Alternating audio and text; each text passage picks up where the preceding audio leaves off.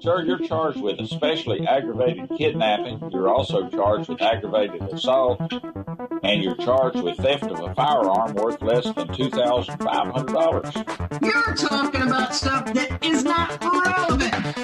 Hello and welcome to the Court of Public Opinion. I am the recovery addict, and boy do I have a case for you today. Why is the dog chewing on this guy? I think they have got the wrong guy there. Got the wrong guy, and the dog was biting him. He roughened him up quite a bit. There's a lawsuit. 9 out of 10 judges prefer watching the Recovery Addicts live stream in their court. The fireworks are not done. Now we're getting commentary on the case. Dahil mihi Anglican police versus Latinos. Did the defendant find out how the FBI finds people in this case? Or she found out?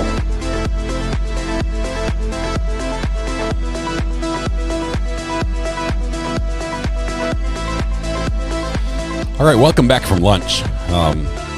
I had 2 cheese sticks. Does that count as lunch? That's all I had time for. I did run over and wish Brandy just a ton of success and congratulate her on a huge interview she scored for Monday. Let no dead horse go unbeaten. Thank you, Mr. Harpootlian. Yes, Brandy scored a huge interview with the defense lawyer from the NFL trial. So that is just awesome. I'm so excited for her. She deserves every bit of that. Let's see. We have. I realize we share audiences too. So some people they call themselves the 13th addicts because they're sort of torn between 2 places. I'm sorry. She's great. She's going to go far. It's wonderful. Yes, Monday's going to be amazing for that. We have. Let's see. We have me right there. That's for starters. We also have.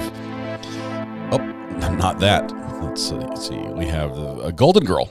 Golden Girl right there. There you are. Found you. You were missing just for a moment. Golden Girl was first in chat this afternoon. Golden Girl, first of all, thank you for continued support of the program. I see that green courthouse by your name. That does not go unnoticed. But being first in chat has its penalties, its punishments.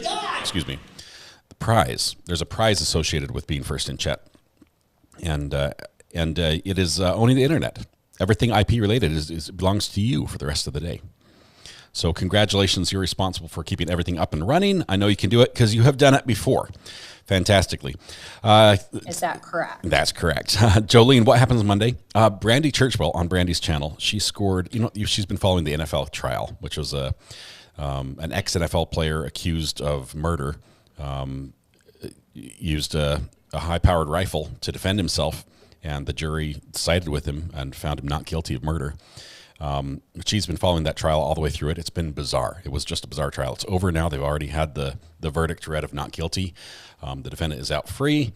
And I was kicked back, taking it easy. And she reached out to an old Twitter handle for the defense attorney and was able to connect with the guy. They'll install it as well. Made quick contact with him and talked to him a little bit, and he agreed to come on our show. So he's going to be on Brandy's show on Monday. I think it's 9:30, 10:30? I'll have to look at the time. But if you follow her show, definitely just you'll want to watch that for sure. I don't blame you for running over there and watching that. It'll be fantastic. So that happens on Monday. Tomorrow, we have Dr. G coming on. Dr. G is going to be here talking about Brian Koberger, talking about just whatever we want to talk about, and answering some of your questions as well. So that's going to be great as well. Quick update on this morning. We've had. Well, let's see. Well, I need to switch this to here. Box source. I'm not 2 a cat. is going to be 4. Okay, there we go. Update on this morning. We've had 8 sustained objections against the defense. That's what we're doing the counter on for this trial because it seems to be the thing that happens most often. The defense attorney seems to wander into lands where he should not wander. And the prosecution is calling him out on it, and the judge is agreeing with the prosecution. So we're going to count those as they go. We need somebody who's just dedicated and has more time on their hands than sense to go back and watch the opening statements from the defense and hear how many objections were sustained, so we can add that to this counter. So we'll get that added on as well. Let's see. What time is Dr. G on tomorrow? He'll be on at 9 o'clock tomorrow. So we're probably going to start at 8:30 or 8:45. We'll have a few minutes just to get everything set up and get going. He's going to join us there, and then we're going to switch over and watch the trial and catch up on the trial. But so we'll be doing that. Dr. G is at 9:00. So if you have questions specifically, just to give you a little heads up, in the Brian Koberger case, this is the Idaho 4, the murders up there in Moscow, Idaho. In that case, Brian's defense team has cited Dr. G's videos as reason for why they don't want cameras in the courtroom. So interesting. We're going to talk about that a little bit.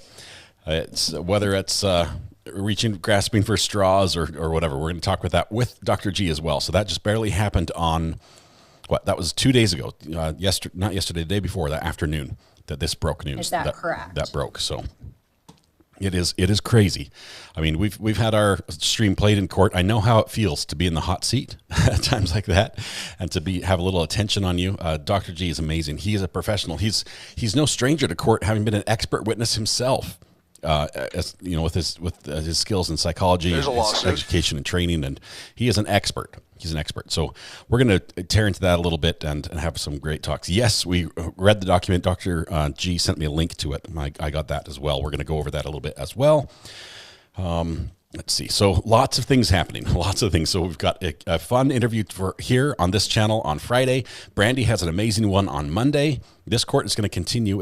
This is a long trial, guys, and we can see this from the prosecution standpoint. I think they're going to call every single person who was there, who got injured and survived, and is probably going to be called. It's going to be interesting. I don't think it's going to go that way. So all the people who have been called, who they planned on, it's going to be shorter than that. We're already a week ahead of schedule in this trial, believe it or not. We've a week ahead because they thought it would take so long to find impartial jurors, and actually they found them a week sooner than expected. So that'll help. Let's see, pass the Snickers. I think Stephen was hangry. Let's see. My kid got a jury summons for federal court. Oh, wow. Haley's comment. That is cool and not cool at the same time, because federal court does not have cameras. It happens in isolation. Nobody sees what happens on the Fed side. But that being said, I was just talking with my mods during the break, and there's a news story out of Miami-Dade that there's a juror scam going on right now, where people are basically convinced to pay money because they miss jury duty or else they'll be arrested. Talk about having guts for those scammers to actually target jury duty, because if they get caught, the judge is going to show them no mercy. That is, you don't tread on that ground. I hope they do get caught. They're probably from out of the country. That seems a lot of those scams are run remotely for their own safety.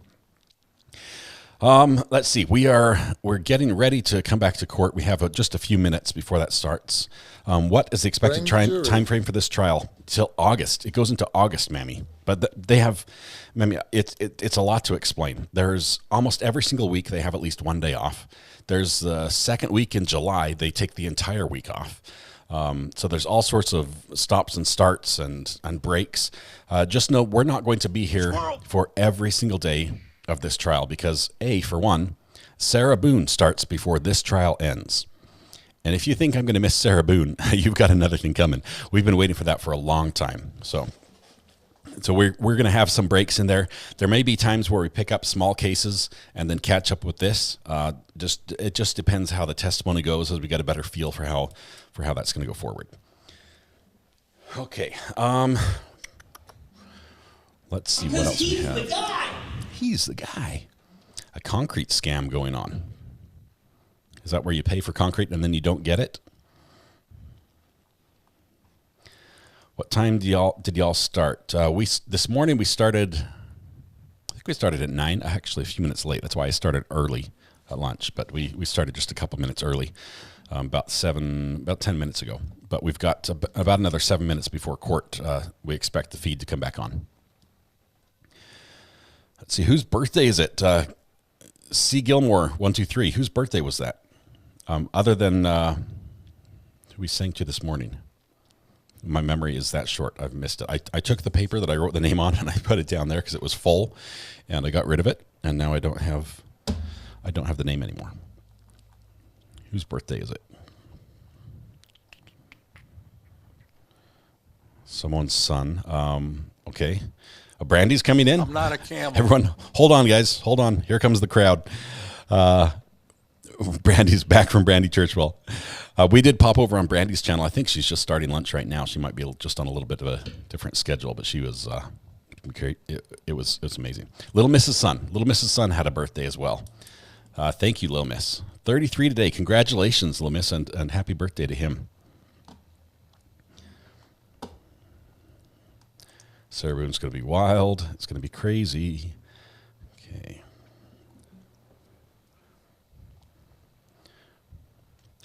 Hello to all the 13th jurors, wine moms, or I guess we could call them the 13th addicts, as we have a lot of crossover there. Welcome. Thank you so much for popping in here. We're just getting ready to start after JT Brews in the house.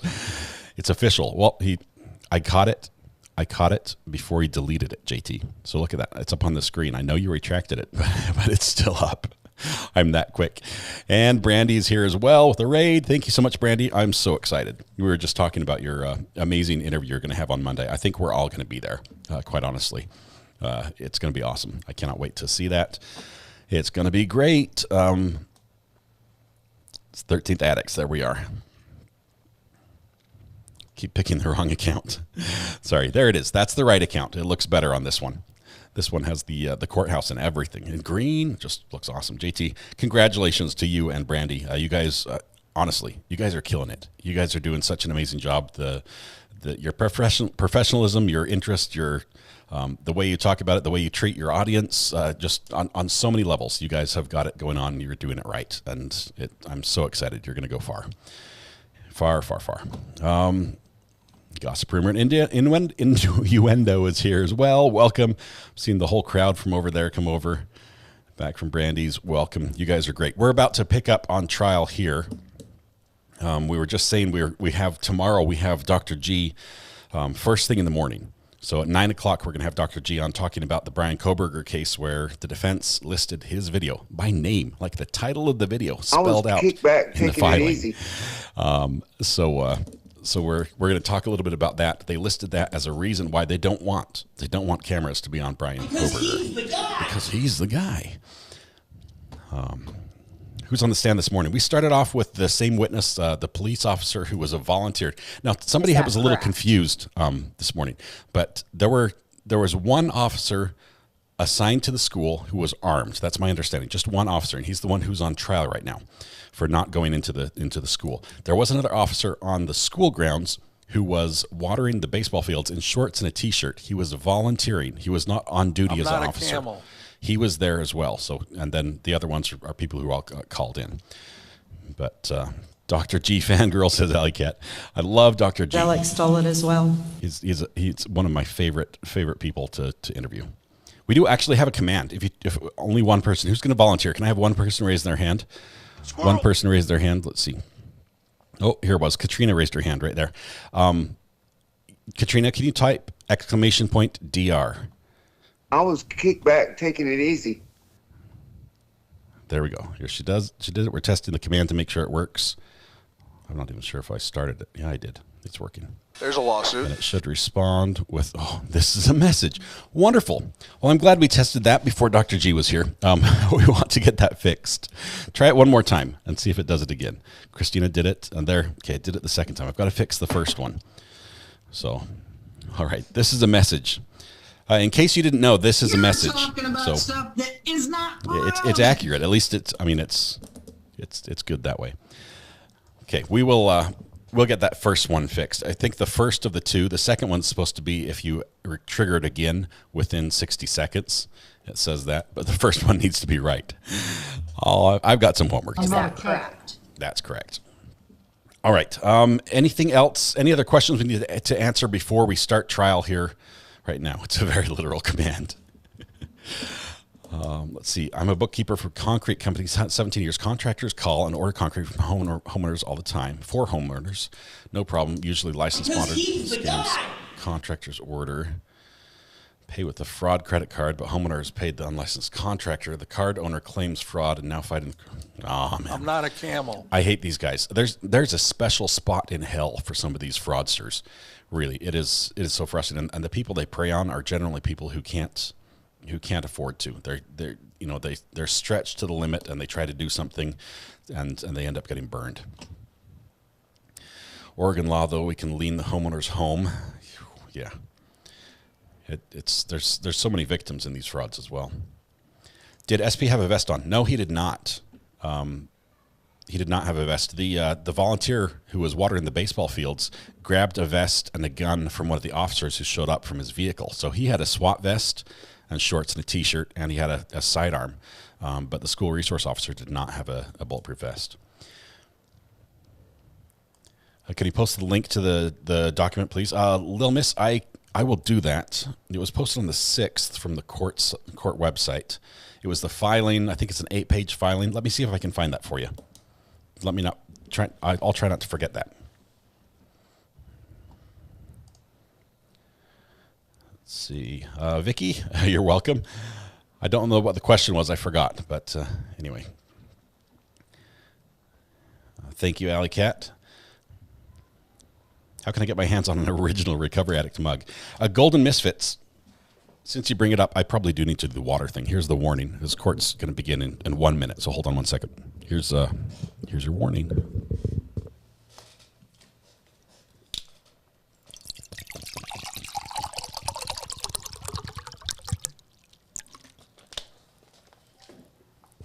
Forgot to hydrate all morning long, and man, I'm sure feeling it.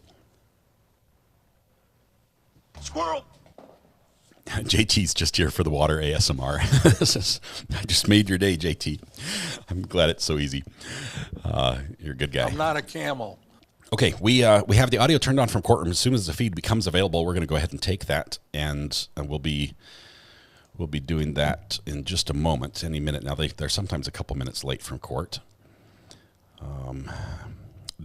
Tommy, I'll tell you right now, honestly, I think we're going to see more victims on the stand. It seems that's the route that the state is going, and I am torn on this. These victims have a story that, for the most part, was not told. I think they sort of feel cheated out of getting their victory, even though the shooter pled guilty. They didn't get their moment. They didn't get the win that they wanted. Especially with the way that the jury determined that it should be life in prison. That wasn't what many of the families wanted.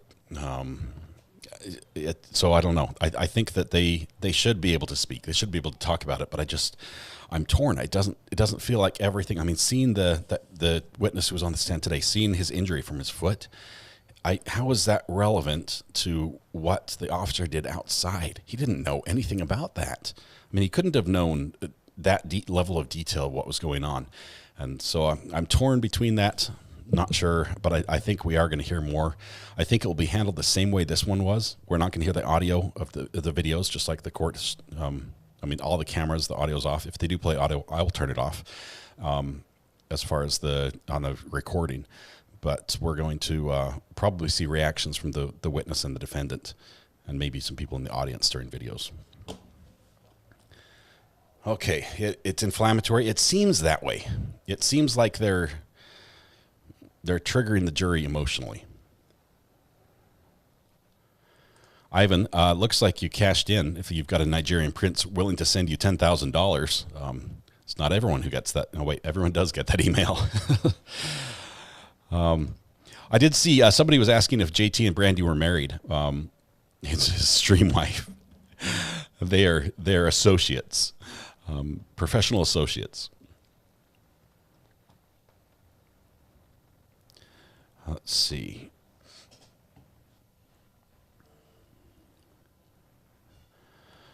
All right, I think we're almost ready. Oh, did I give you the mug?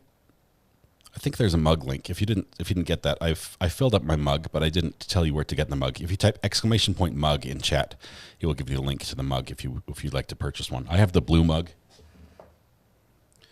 The blue mug here.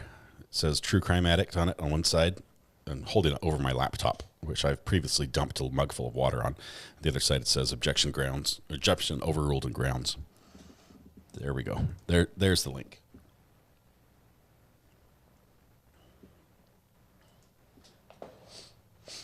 Jimmy, I hope you didn't send them very much money, and I hope you don't need the money back because I don't think you're going to see it again. I'm sorry to be the bearer of bad news there.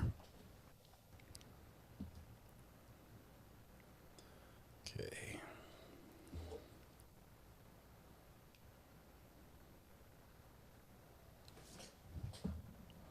Make sure we're all good.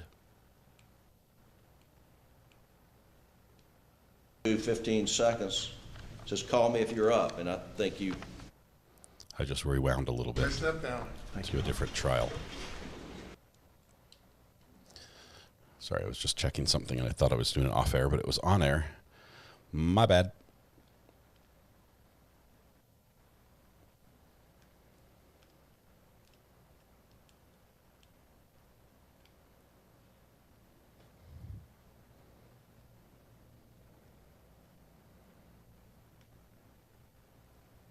And now what Murdoch stole it. All right, that was a Murdoch trial. We need sippy cup merch, mostly for me, Carrie Brooke, so I don't spill. JT has a whole wife. JP, let's see. Brandy loves not having a whole husband. That makes more sense. Are we going to address subject matter jurisdiction?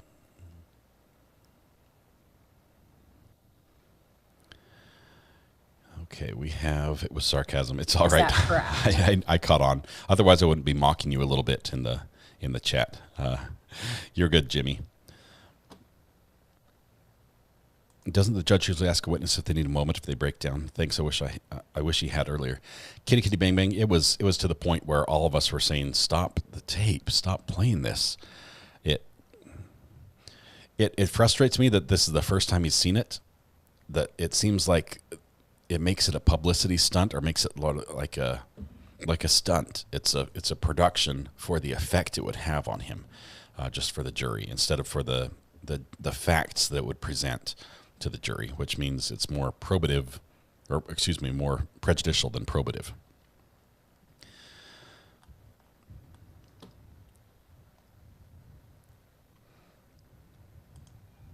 I missed it, Lisa. I'm sorry. My brain doesn't work on that level. For the record, the whole wife and the whole husband. I don't even remember who was it. Was that a Harpootlian reference, or that was Daryl Brooks? We do have a couple sound effects from several of the trials we followed. How can you get a cup? Exclamation point mug in chat. We'll send you to a link right here, and that link will show you how to get the mug. We have 5 colors available. No purple yet. We're still working on that. Can't find a source that will make a purple mug.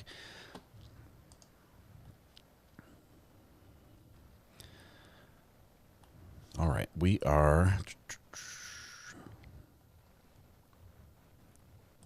They should have told the witness it was coming. Ivan, I'm pretty sure he knew. He knew what was coming. He'd said he hadn't watched the whole video before. And arguably, I could say he still hasn't watched the whole video because he looked away for sections of it, for portions of it. But it just seems like that was the wrong moment to show him the whole video for the first time.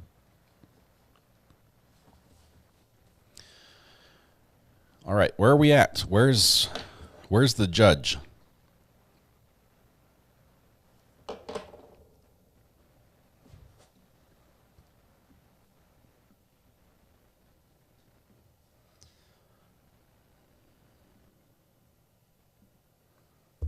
See if I can get one more. All rise. Court is now in session.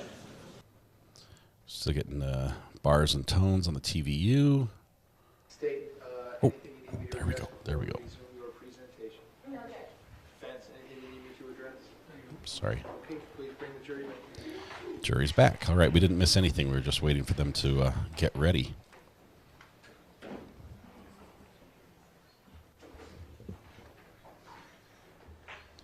Sound effects are getting turned down here. We'll focus on the court now. This cameraman has gotten too close and has shown too much of the jury. not just their feet, basically from their neck down as they filed in their notepads so we can almost see what's being read. It's just... Golden Misfit just sent a super sticker with 50. Golden Misfit! That's a huge super chat. Thank you so much. I love it. Thanks for the super sticker. And it says, super effective. Golden Misfit, thank you so much. Appreciate your generous support of the channel. Woohoo!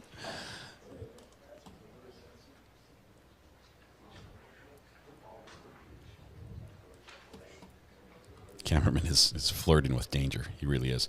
It's funny because there are some courts where, I believe in New Hampshire, the rule is don't show the jury, but if you do, try to pan away for them. You know, it's sort of like if it happens, it's all right.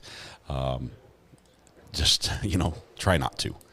But other states, it's a huge issue.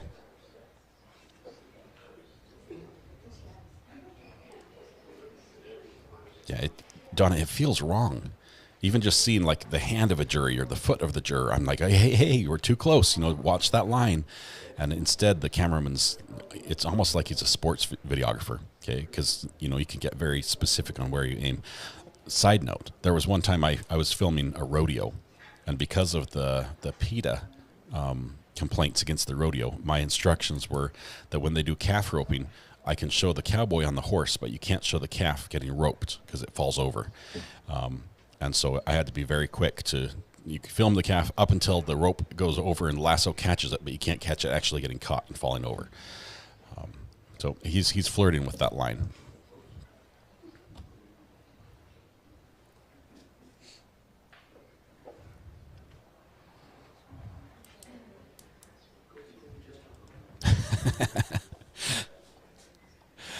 Ivan, you're just being here is enough. Thank you, my friend. Appreciate you. It's a good day, the original Bleach. It's a great day. Thanks for being here. We're about to get underway here in court. We do have a counter if you're going to be watching here just for a little bit. This might pop up on the screen specifically. Oops, sorry.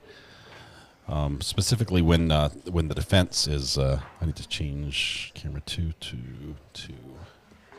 There we go. Specifically when defense is questioning witnesses. This counter is how many times the prosecution objects and is sustained by the judge. We have not included all the occurrences that happened during the opening statements, which I think was more than 10. More than 10.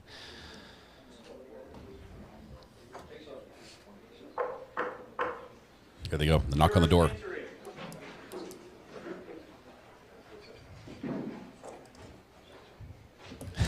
Weather watch. Thank you, Thomas. Appreciate you, my friend. Excited for the podcast tomorrow with you. Once you're back at those same seats, you may be seated. Ladies and gentlemen, welcome back. Once you're back at those same seats, you may be seated. All parties may be seated. Jurors are sitting in the same seat every day. Notepads, I'll give you a moment to get the notepads back out.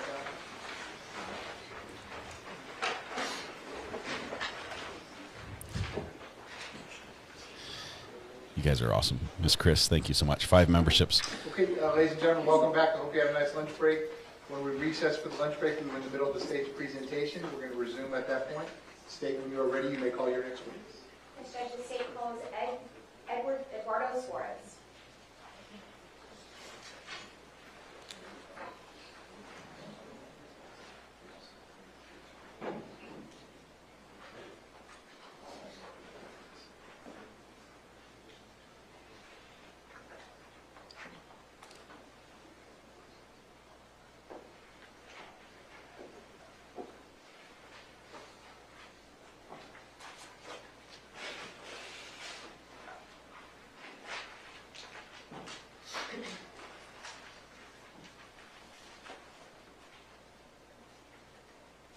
Are you guys getting an echo?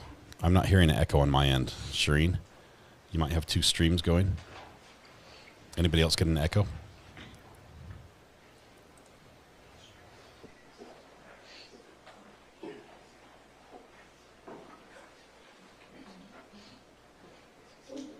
Thanks, Greeners.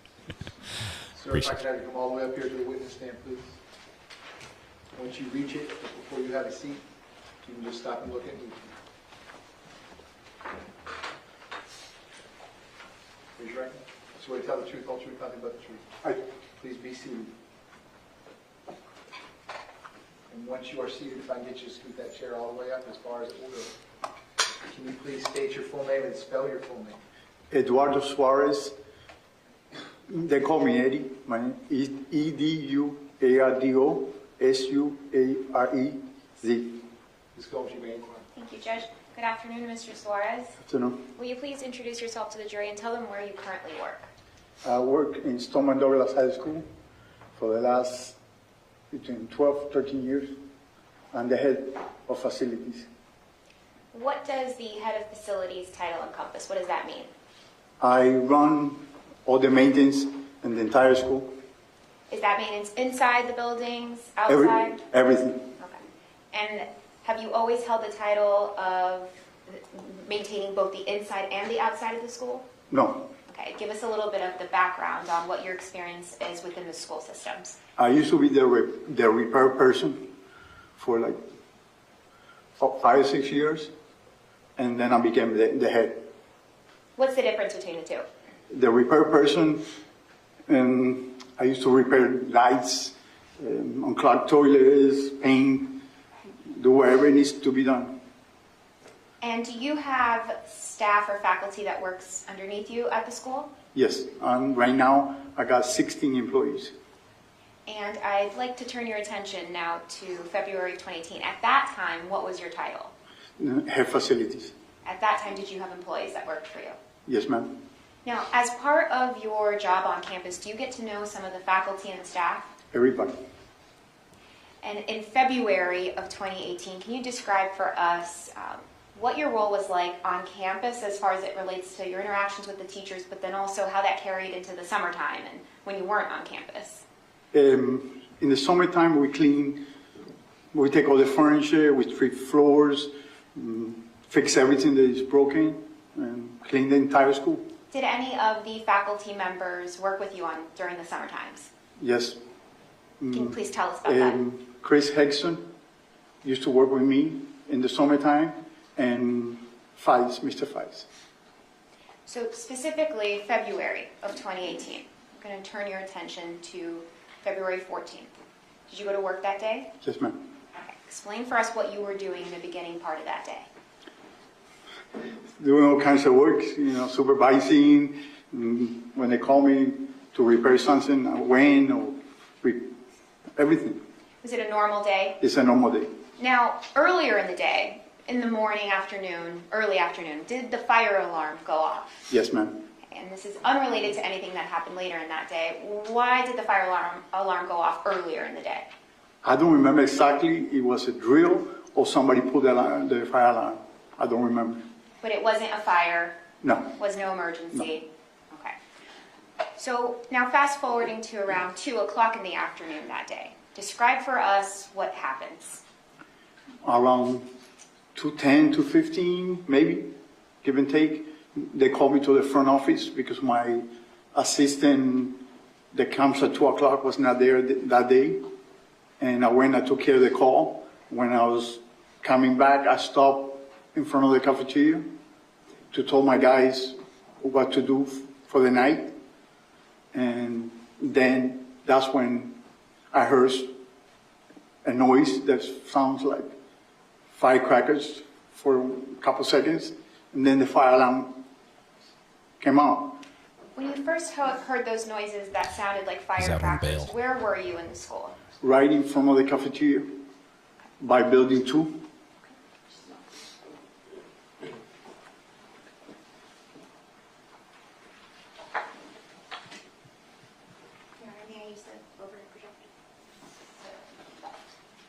All right, Mr. Suarez, I'm showing you what is already in evidence as states 1.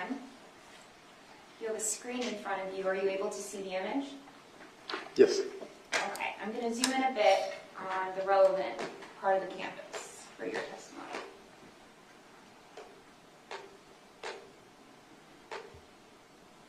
See if I can get it to not be blurry. Is that blurry, or can you? No, I can see it. Okay. Can you do me a favor and you're actually able to use, there's going to be a marker that pops up on your screen, and you'll be able to touch the screen. So if you select the pencil icon on the bottom left, Bottom left. Okay. There you go. Okay, now you should be able to use it. Let's see if it works.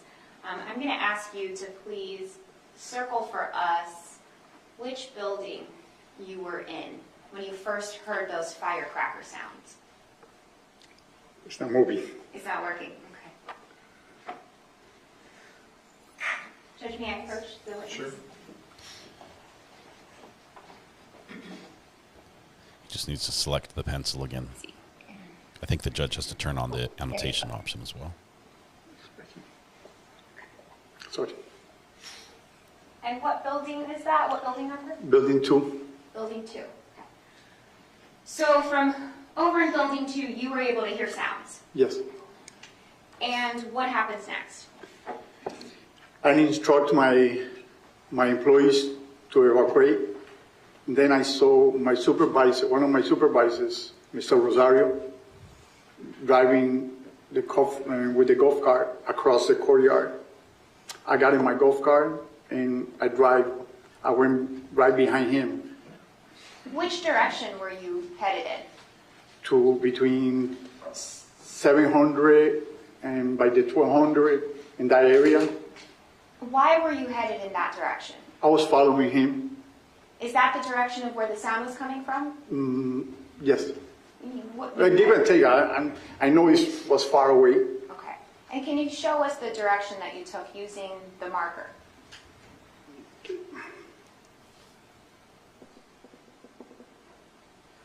Okay. Now, you arrive in that area. As you're in your golf cart traveling towards that direction, do you hear any other noises? By the time I got there, I started hearing shots. At that time, I realized there were shots. So what are those two buildings that you're standing in between at that time? This one right here is 500. This is a gym. This is 1300. And this is 1200. Okay. So while you're standing, can you put an X in the area that you're standing when you first realize it's obvious that those are gunshots? I'm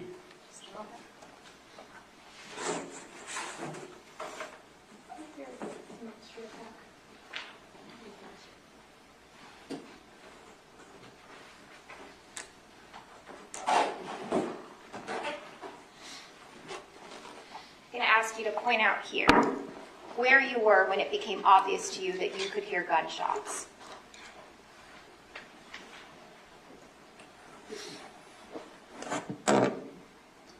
This building, I was right here. Right here? Yes.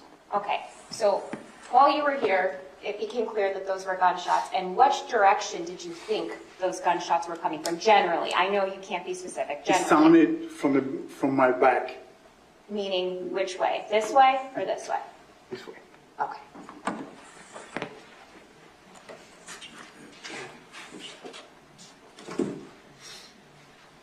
So you realize those are gunshots. What do you do?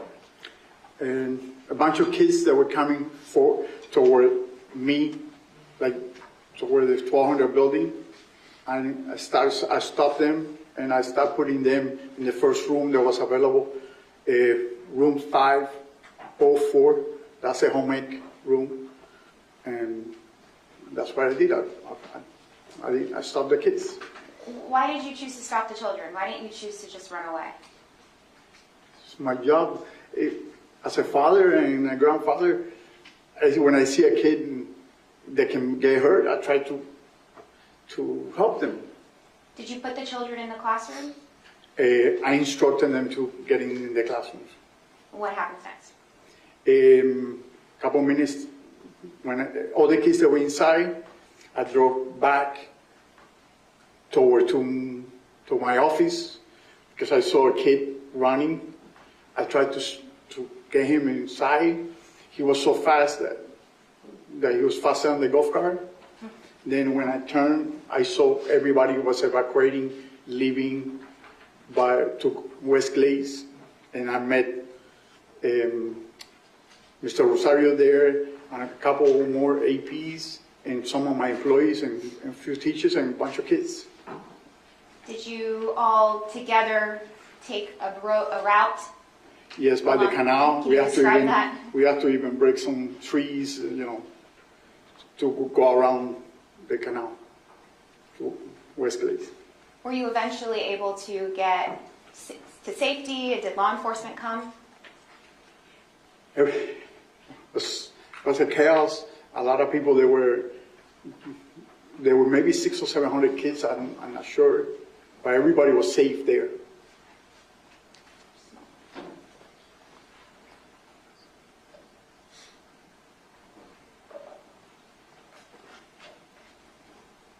Can you show us, I'm going to zoom out, which direction West Glades is? And I'm actually going to ask you to clear it. If you select the eraser, then you can remove everything else on the screen. Is the second one? May I push stretch? Yes. I can do it, sir. This one? Yes. And then just go ahead.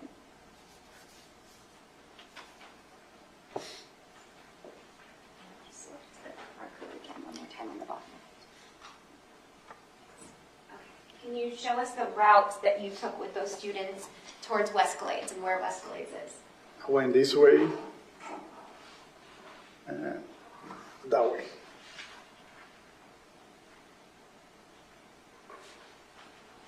Did you have a school radio? Yes, ma'am. Do you recall hearing anything specific while the shooting is happening on the radio from Mr. Peterson? No, ma'am. Did you see Mr. Peterson? No, ma'am. I have nothing further, Judge. Okay, cross-examination, go ahead.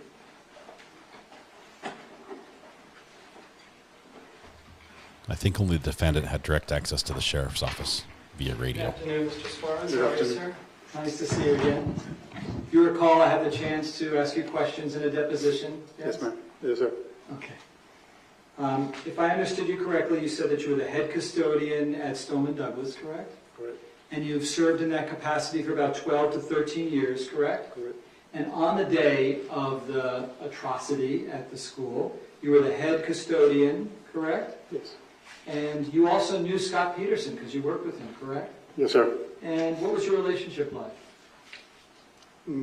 Like an employees, we say, hey, how you doing? And Okay. that's it. And did you ever see him break up fights? Yes, sir.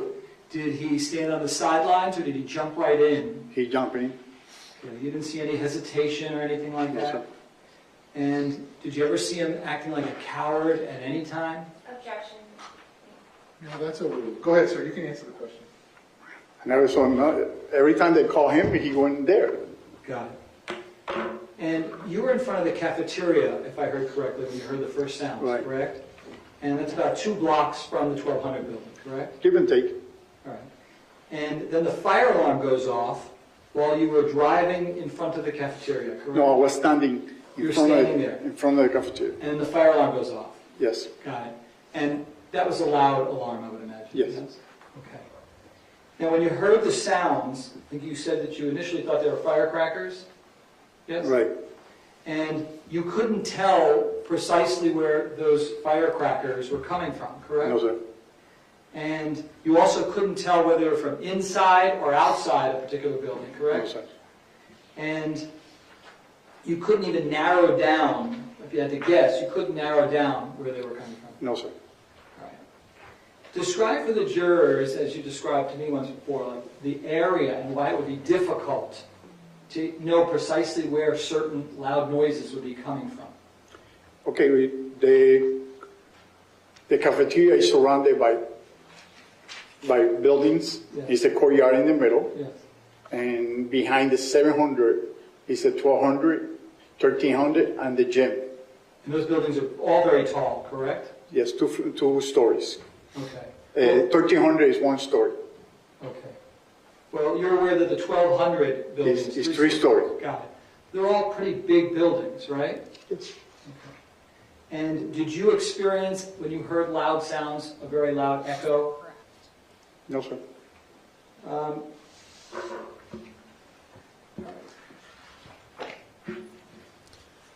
In his depo on page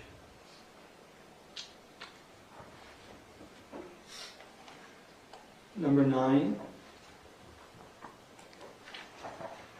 Here becomes an line objection. 6.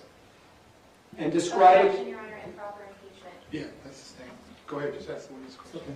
Do you remember when I asked you, and describe it to me, there's like a lot of... Yeah, that's sustained. Put the deposition down, just ask him a question. Did you ever say... Did you ever tell me that there was a lot of echo in that area? Yes or no? Probably, that I remember. I don't remember, it's a long time ago. Okay. But probably because it's a big area. Okay, great.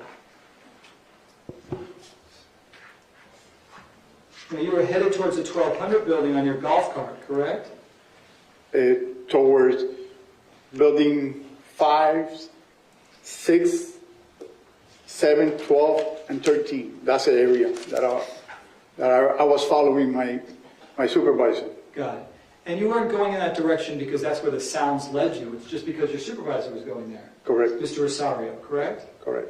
And then the next time you hear shots, you were merely 100 feet away from the 1200 building, correct? Between 100 and 120. Okay. You definitely got very close to that building, correct? Right. And when you hear those sounds, you're on the west side of the 1200 building, correct? Right. Let me show you a photo that's already in evidence as Defense Exhibit 1. Is this the west side of the 1200 building? Yes, sir. So you were very close to this area, correct? Right.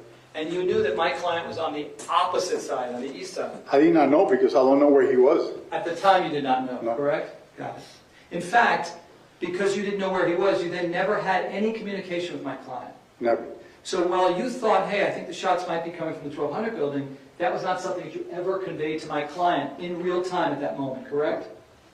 Is that Correct. And you did have a school radio, did you not? Right. Okay, and at no time do you then ever go on the school radio and say, hey, I'm hearing shots from inside the 1200 building, correct? Sir, at that time was a chaos. My job was to help the kids, put them in the classroom. I was not trying to 100%. call nobody or nothing else. And forgive me if in any way that came across like I'm judging you. I'm not. I just want to know factually if that's what happened. Right? Forgive me. I didn't mean that. Okay?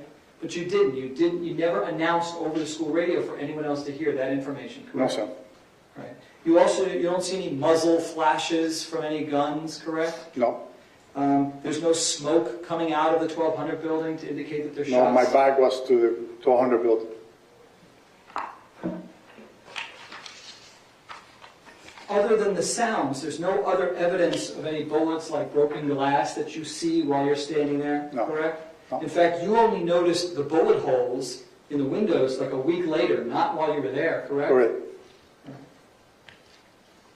And just so we're clear, throughout the entire time that you were there during the shooting, you never saw my client, correct? Never. Okay. You also never saw any kids leaving the 1200 building, correct? No. And while you don't remember hearing everything that was said on the school radio because it was chaotic, right? Right.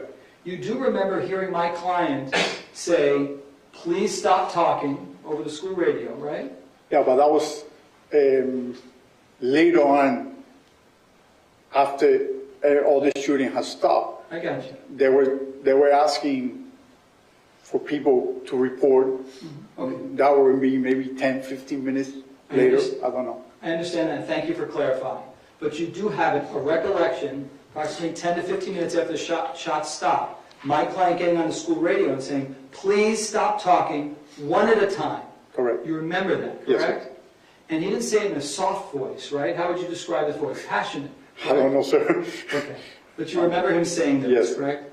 And it seemed to you that when he did that, it was for the benefit of those trying to communicate information, correct? Objection, counsel testifying. Yeah, that's sustained. Why- Questions with question marks at the end. Go ahead. Why did you believe that he was telling people one at a time, please stop? Because too many people were talking at the same time. Okay. And one final question, sir. Have you ever had a chance to speak to my client about what he was going through during the shooting? No, sir. Objection, relevance. Well, it's overruled. The gentleman's already answered the question. Okay, thank you, sir. All the best. Based on that, I redirect. Yes. Mr. Suarez, I know you helped those children, but in your job description, did it involve anything regarding security? No, sir. No, ma'am. Are the fire alarms louder Sustained inside the objections. classroom or outside? Both, they're very loud. Are the 1200 building, the fire alarms inside, are they louder than when you're inside or when you're outside? Inside is very loud. And your back was turned to the 1200 building when you realized those were gunshots, correct? Correct. Even though your back was turned to the building, did you still know what direction those gunshots were coming from? Yes, ma'am. The building across from the 1200 building, and that's building 1300. Building 700, I'm going to point your Right. attention to here.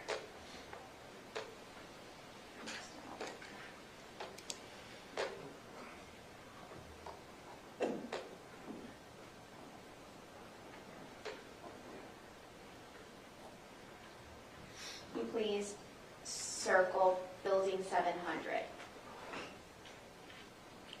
Can you circle it for me? Thank you. As part of your job, do you regularly paint the buildings? Loving this group. We paint the building, we blow the campus almost every day. And you maintain the building, make sure that it's up to date and that anything beautification that needs to happen. Right. Did you ever, when looking at the side, any side of building 700, notice any bullet holes? No, ma'am. On building 700? Never. Any deformities that would indicate that it had been shot at? No. I have nothing else, Judge. Based on that, any recall? No, Your Honor. Can you state, is the witness excused? Yes, Judge. All right, sir, you may step down. Thank you. Very much. While he's doing that, state, you may call your next witness. Yes, Your Honor, at this time, the state would call Anthony Borges. All right, we have a couple things. First of all, this counter that we have in the bottom, this is for sustained objections against the defense. The defense attorney seems to wander. He colors outside the lines a little bit in his arguments and gets called on it a lot. So this is just today only how many we've had that are sustained against him.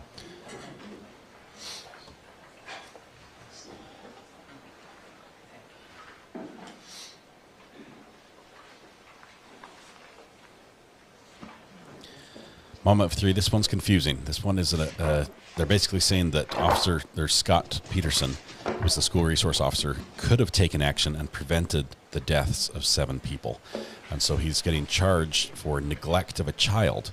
He's not getting charged with murder, but he's getting charged with neglect of a child and a couple similar charges for some injuries as well as perjury for something he said during this investigation at some point that they feel that he lied under oath.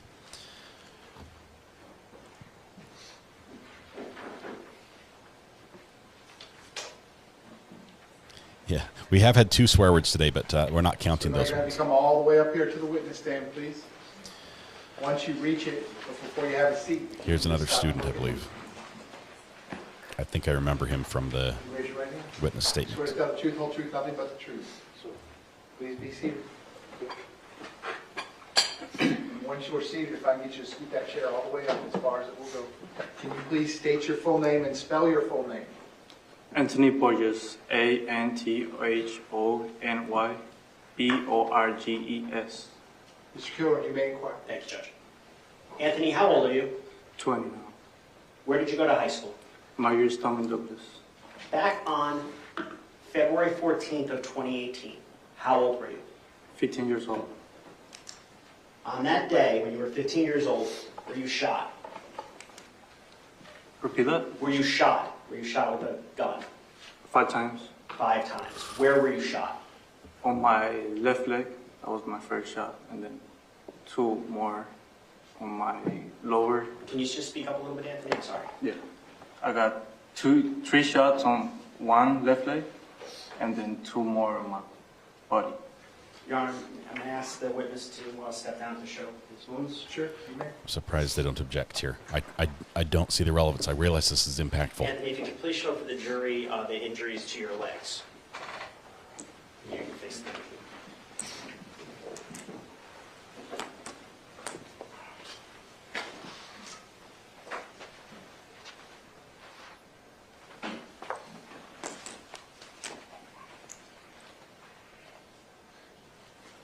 And Anthony, could you please show the injuries to your torso?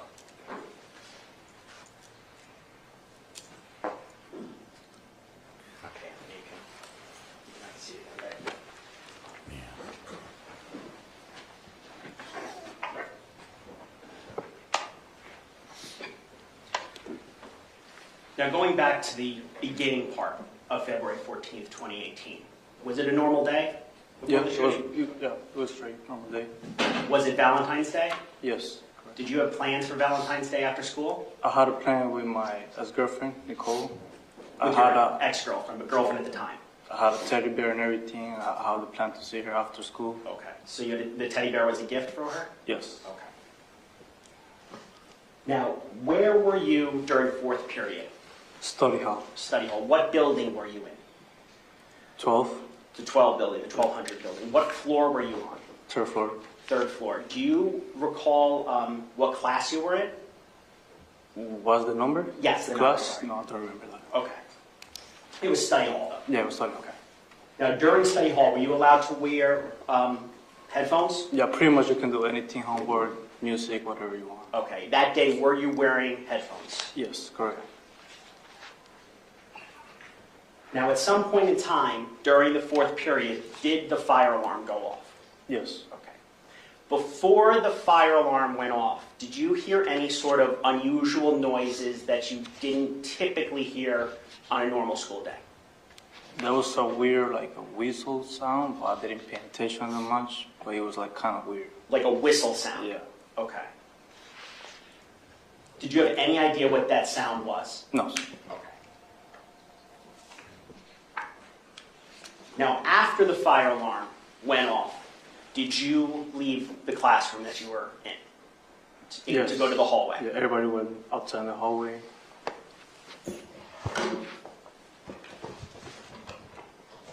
May I pursue witness? You may. Anthony, oh, it's actually not working. Mr. Kerwin, just pause 1 second. Sure. You want to snap up? Yeah, let me just Get yourself together. Do it real quick.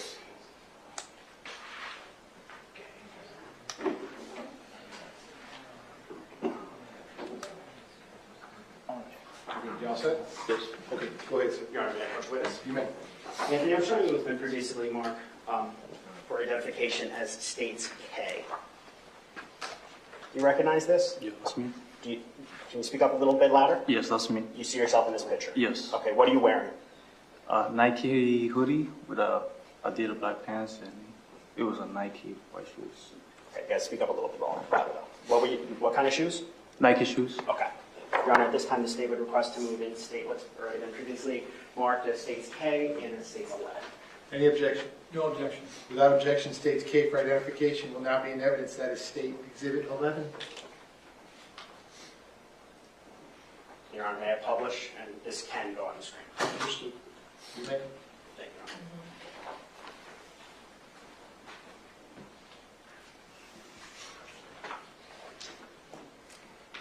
Is that you, Anthony? Yes, correct. Okay. The black thing kind of around your neck, what is that? That's the cup of it. Okay. And you have in your ears, what are in your ears there? That's a headphone. Okay. Now, you see the other students kind of towards the top of the picture. Yes. This happened after the fire alarm went off. Correct, yes. Now, during a typical fire alarm drill, a normal one, what do you do as a student? Normally, everybody goes outside, wait for the teacher. The teacher, like, tell you where to go, where to go out, and then we wait outside in the parking lot. Okay, is that what happened this day? No. Okay, what happened when you went out to the hallway at this time? When the alarm went on, everybody went outside, normal thing, but then it went off. So everybody looked weird, confused, like they didn't know what happened, and then it went on again. Okay. So when it was on, when the fire alarm was still going on, did you hear any other loud noises at this point in time? No. Okay. At some point in time, did you hear other loud noises? Yes. What were they? What you mean? Were they gunshots? Did you Yeah, hear? they were loud Okay. gunshots, super loud. Explain to the jury what happened while you were in the hallway when you heard those gunshots. So when I was in the hallway, I was like ready to go down on the west side to go into the downstairs. That's when I saw like kind of the gun, like open the door, and then I just closed the door and then turn around back and start running. So when you were shot, you were running away? Yes. Okay. Do you remember whether you were shot in the legs, lower body, or the upper body first? I just felt the first shot on my left leg. Your left leg? Other than that, no. Okay. When you were shot in your left leg, did you collapse to the floor? Yes.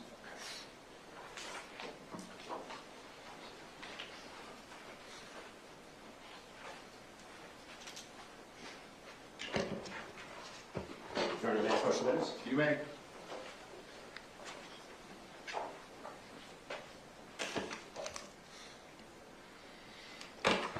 Taz, you're my hero. Anthony, I'm showing you We're what's going to add already these. been previously marked as states L for identification. Do you recognize this? Yes, me and the middle down. Okay, so is this a true and accurate depiction of what happened that afternoon on the 3rd floor in the hallway after you were shot? Yes, correct. Your Honor, at this time, the state would request to move in what's already been previously marked for identification, states L in as states 12. Any objection? No objection. Without objection, states L for identification will now be in evidence that it states Exhibit 12. May I publish, Your Honor, or with the TVs off? Whichever unit for TVs are off. So the court turns off the TVs so the cameraman cannot see this. There should be no audio as well. We'll see the reactions of the witness as he observes this. We'll see the reactions of the prosecution and the counsel. And if the cameraman does what he did before, possibly the jury.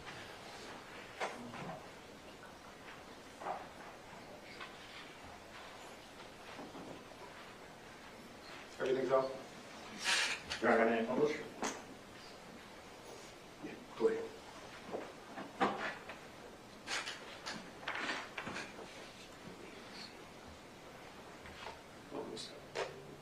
Anthony, do you recognize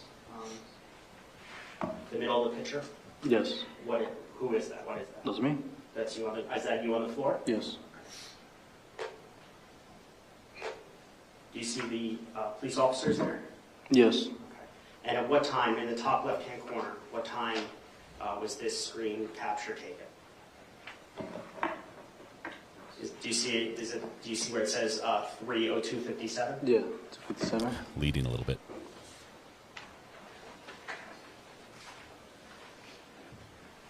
Now, what that picture showed is that where you were on the floor for approximately 40 minutes after you were shot? Yes, correct. Now, when you were on the floor after you were shot, did you try to get up? I tried to get up and... Were you able to? Yeah, correct. Can you describe for me, did you see any of your blood? There was a lot of blood around me. What, did you feel pain? Nothing, not at all. Okay. Were you in shock? Not really. Okay. What did you see besides your own blood? Were you able to look around? Yeah, I was able to look around. I was looking like a few victims. You saw a few other victims who were on the ground? Yes. Right after you were shot, did you see the shooter? I saw him when he shot me, but kind of like when I went to the floor and looked like fast. Okay. He was holding with the one hand. Did you, when you were on the floor, did he ever shoot you again? No. Okay. So the 5 shots were all one barrage? I guess, one flurry. yeah. Okay.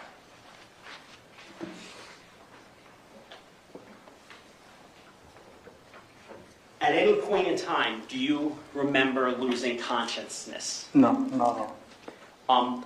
What else did you do while you were on the floor? Did you have your phone with you that day? Yes, I did. Did you make any phone calls while you were on the floor? I called my mom first. She didn't answer. I called my best friend. He didn't answer it. And then I called my dad. That's when he answered. Your dad answered the phone? Yes. Did you speak to your father? Yes. Why did you call your dad? My finals saying goodbye to him. Did you think that you were going to die? Yes. Did you have any what else were you thinking while you were on the floor on the 3rd? When I threw the phone away and everything, I was thinking about like where's the help, where's the cops, like how long they're gonna take this for taking me out, you know? In terms of your thought process, where are the cops, where's the help? Did you keep thinking that over the course of the 40 some odd minutes you were on the floor, or did you eventually stop thinking about that? I eventually accepted that, so I was like, you know what, I'm just chill over here. Can you just say that louder? I'm sorry. I just accepted the death. You accepted that you were going to die. Yeah.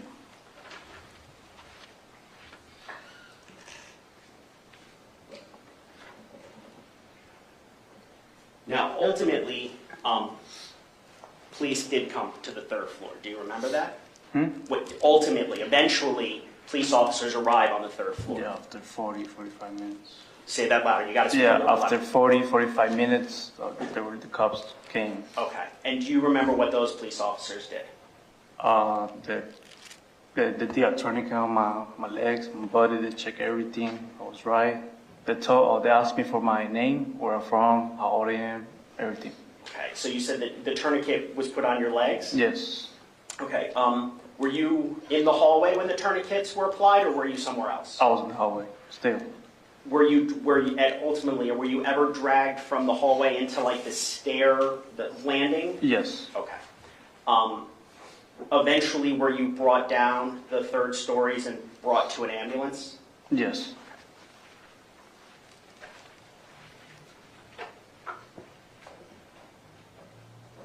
Did you know who the school resource officer was at Marjorie Stoneman Douglas back on that day? No, I did not.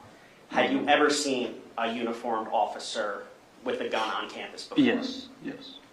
When you were thinking on the third floor before the officers arrived, were you thinking specifically about that officer? You got to say Yes, yes, I did. And what were you thinking? I was thinking, like, there's no way, like, this could have happened to me or anyone, you know? If I'm an officer, I have a gun, I will automatically just go inside and, like, save anyone. Now, in terms of your injuries, we obviously saw them, but approximately how many surgeries have you had? 14, 13 surgeries. 13 or 14 surgeries? Yes. Okay. Now, previous to February 14th, 2018, did you play any sports? Yeah, I did play soccer. That was my whole career. So that was what your dream was, to play soccer? Yeah, I was literally there to be professional. I was going to Brazil and play. So let's slow down there, just because you spoke kind of fast there. Yeah. You went to Marjorie Stoneman Douglas to play soccer? Yes. Okay. And your hope was to go to Brazil to play at some professional level? Yes, okay. Correct. These injuries, did they prevent that from ever occurring? For sure, yes. Now, these injuries, do you still, do they still hurt at times? They do still hurt sometimes. Not too bad like before. Which, the legs or the upper body? My legs, pretty much. Which leg? My left leg. Your left leg still bothers you? Yes. Is that the one that you've had the most surgeries on? Yes. Okay. And as part of your injuries, did you have to wear like a colostomy bag? I did, yeah.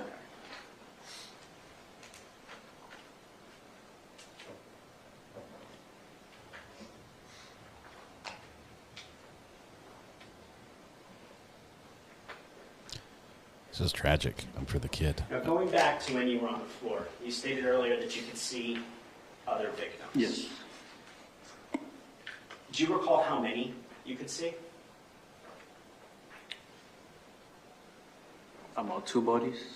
Do you recall what they were wearing? There was a girl in front of me wearing a pink shirt, and there was a guy wearing like a military, one of those RTC things. So was the person wearing the pink shirt, were they closer to you where you were? Yeah. And the person wearing the military ROTC farther away? Farther away, yeah. Did you see them moving at all? No, not at all. Did you think that they were deceased? Well, I tried to talk to them, but and no response, nothing. You tried to talk to them. At any point in time after you were shot, did you yell for help? I did, yeah.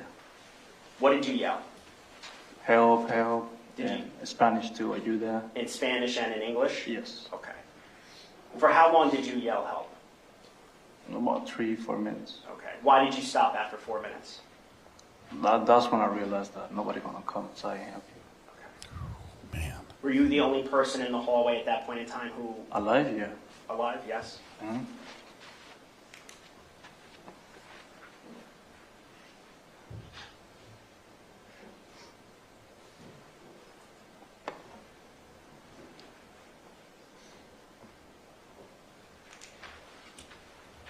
Now, when you were shot, did you hear the gunshots? No, I did, yeah. Super loud. You gotta speak up, Anthony. Yeah, I did. Super loud. They were super loud. Yes. After you were shot, after you were on the floor, did you continue to hear shots? No, I couldn't hear after like a few loud bangs and shit. Are you familiar with what previous to February 14th of 2018, were you familiar with the sounds of guns? Well, I used to live in Venezuela, so that was a normal thing to hear over there. So in Venezuela it was normal to hear Yeah. gunshots? Yes. So did you instantly or immediately know that that was a gunshot? Yeah.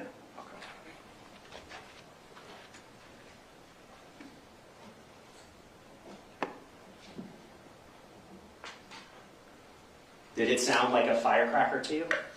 No. No. Have you heard firecrackers before? Yeah. Was this louder? Super loud.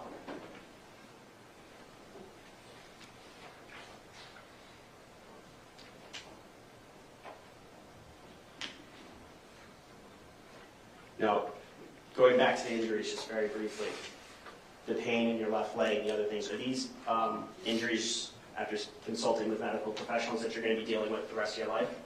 Pretty much, yeah.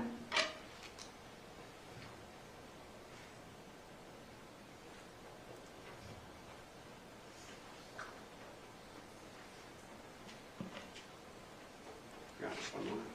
Yes, sir. He's a strong kid. I have nothing further for Anthony. Shot 5 times and lay bleeding for 40 minutes and lived.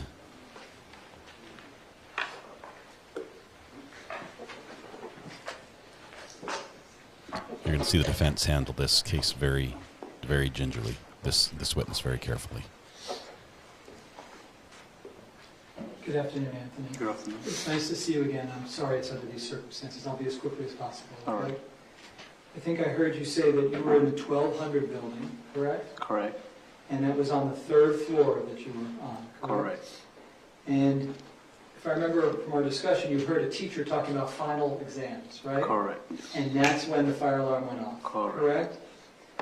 And the teacher told everyone to go outside of the classroom for the drill, right? You guys thought it was a drill, Yes, fire drill. for You sure. didn't think it was real, correct? And before you go outside of your classroom for what you thought was a drill, you never heard what sounded like any gunfire to you, correct? Correct. And because as you told the prosecutor, you know what gunfire sounds like. Yes. And I think you described it as like a whistle sound. It was like an echo from like the 2nd floor, I think, I guess. Like an echo of some sort, Like, right? like first, yeah. Okay. And would this be accurate that you said that it's like you grab a stick and you shake it from side to side? Yes, Does correct. that sound right? Those are your words, not mine. Yes, Is yes, that right? correct. Okay. But definitely not gunfire, correct? No. So none of the shots on the 1st or 2nd floor did you hear I as couldn't hear, gunfire, yeah. correct? In fact, as you go into the hallway of the 3rd floor, you're very calm, right? I'm sorry, I have to maybe Yes, say yes yes, or no, yes. because the court reporter can Yes. write down and nod. Okay. And the other kids that were with you were flooding the hallway there on the 3rd floor, and they're very calm too, correct? Yes. It didn't look like they had heard any shots either, correct? Yes. Everyone seemed to be normal, right? Yes. No one was running until the shooter gets to the 3rd floor and begins to fire. Isn't that correct? Yes. And I think you just said that after you were shot, you never heard any additional gunfire, correct? Correct. So that means that you never then heard the 2 minutes of gunfire out of the teacher's lounge that was on the same floor, correct? I'm going to object, Your Honor, to counsel testifying. Yeah, that's sustained. So you definitely never heard any additional gunfire after you were shot, correct? I mean, how could I hear if the sound was too loud and my ear was I just... understand I think I was bleeding by my ears. that. Yeah, no, I don't blame you in any way. I'm just saying whether you heard it or not. No? All right. In fact, one final question. Of all the shots that were fired in that building, first floor and second and third floor, you only heard 4 shots. Isn't that correct? Correct. Again, I'm sorry this happened to you. I wish you the very best. We just lost audio on one channel. Just one question. Go ahead. Anthony, you stated you heard only 4 shots. You were shot 5 times. 5 times, yeah. That's probably like my ear wasn't like off or anything. One more question, 2 more questions. Was the sound of the shots, were the sound of the shots so loud that it caused your ears to basically deafen? Yes. I have nothing further. Based on that, any recross? No. State, is the witness excused? Yes. Yes. All right, sir, you may step down. Okay, we're going to try to Thank fix you the very audio much. here. We might have to do a little shuffle. We'll move the audio back into State, do you want a restroom break now, or do you want the next witness? Okay. Okay, ladies and gentlemen, real quick 5-minute restroom break. Same admonition as always. Please do not discuss the facts of the case, the evidence, the witnesses, or the testimony amongst yourselves or anyone else. Until we reach the end of the case, I'll tell you when that is. If you'll leave the notepads in your chairs, step in the back for me 1 moment. I will be right back with you. We'll say thank you. Okay, we're going to fix the audio during the break, but here's what happened. We added in, thanks to thanks to some hard work and dedication. Let's see, who was it that sent us that way back? Taz, was it Taz somebody? I don't remember the name. I'm sorry.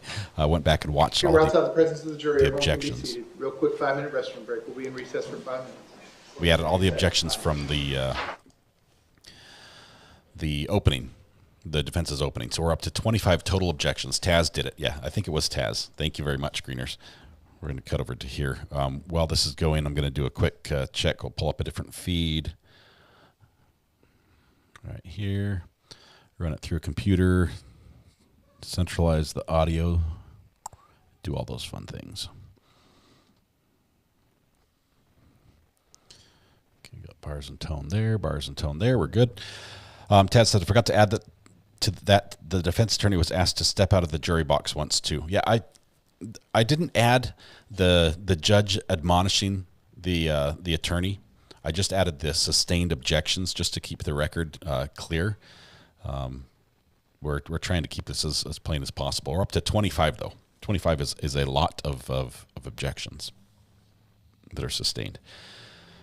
Okay, we're gonna get audio working here during the break. We're gonna switch this to.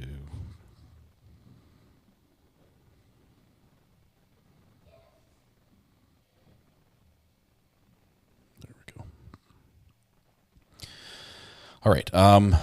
Yeah, this is some tough testimony to listen to. This kid is it's a miracle he is alive, just a miracle.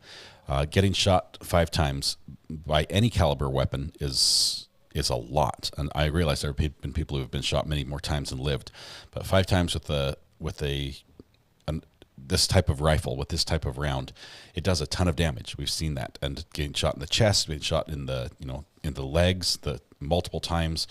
The risk of bleeding out is extremely high, and being there laying on the floor thinking he was going to die for 40 minutes, being the only one alive on the floor. I actually called out to the 2 deceased people, trying to see if they were okay, if they were alive. Just some powerful testimony, but at the same time, it's my heart's breaking for this kid, for this witness, Anthony. And at the same time, I'm wondering why are we listening to this now? Why are we listening to this? This belongs in the trial for the shooter, which we heard this during, not during the actual trial, because he pled guilty. You remember at the last minute, pled guilty, and then went straight to sentencing. We had a sentencing hearing where it seemed like a mini trial where all this was brought out. It's very heavy, but I just feel like we're judging the officer based on the gunman's actions here. Yeah. So, Kenny Official, this trial is for Scot Peterson, who was the the officer who was assigned as a school resource officer to the Marjorie Stoneman Douglas High School. He was on site. He did have a firearm with him that day, and he responded to the report of initially firecrackers, but never entered the building. He stayed outside the building, had people stay away from the building and stay away from the area. And so he's being charged with neglect of a child. 7 counts of that, 3 counts of the 3 counts get me every time. It's similar to a neglect for some injuries that people received, and then also 1 count of perjury for recounting this, for the way he recounted one of the events during this process. The first day of this trial, someone said that Scott hid in the closet. Is this accurate? I didn't hear that. I believe he was outside in a protected area, so he wasn't directly in the line of sight, but I don't think it was in a closet. I didn't hear that. Yeah, a lot of emotion here. And Casey, I'd love to have an attorney chime in. If you've got a weak case, do you focus on emotion? If you've got a strong case, do you focus on the facts? Looking at this, I can't help but think that the state has a weak case against Scot Peterson, and none of us are saying that this was not a terrible event. It was awful. It was. I think it's the worst school shooting we'd ever had. It was awful, or had in a long time. It's sad that we even have to compare them with all the other ones. There shouldn't be 1. There shouldn't be 50. There shouldn't be 10. But anyway, yeah. It just feels wrong to be prosecuting the police officer right now. And we're going to hear more evidence. This is going to play out. This is going to be tough. But yeah, I will say I'm impressed with how defense is handling these witnesses. They have to get some testimony. Obviously, they're trying to elicit some testimony from them that would benefit their client as well in defense. And that's difficult to do when you're talking to someone who was 14, 15 years old when they were shot at school, which should never happen. And then trying to basically get them to help you to prove that it's not your client's fault. Yeah, Becky, hindsight, we can all look back and say these are all the things that people should have done differently. Okay, that teacher probably shouldn't have just sent her kids out into the hallway. We can look at that now, and all that mass of students at the end of the hall as the shooter comes up the stairs and sees just a hall full of students. That's that in hindsight we know that might have been a bad decision. Yeah, Scot Peterson himself has been highly respected throughout his law enforcement career. He's been Employee of the Year, Employee of the Month there at the school.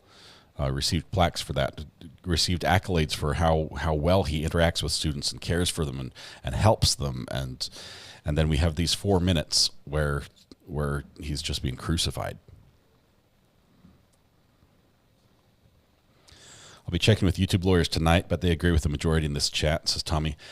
Yeah, we'll listen over to LawTube and see some of the channels that we all follow. We all pretty much follow the same people. There's some great legal minds out there. We have some here in our chat as well, both with Nicole and Matthew and others that participate with in the legal profession in various capacities, both as attorneys and public defender's office, you name it. We've got people all over the place. When do we hold the FBI liable for their failing? They came out and apologized. They came out and said, hey, sorry, we dropped the ball. We had the tip on this guy. We knew that he had weapons and what he was planning to do, and we forgot. We sort of just dropped the ball and didn't investigate that. We didn't pursue it. That's our bad, says the FBI.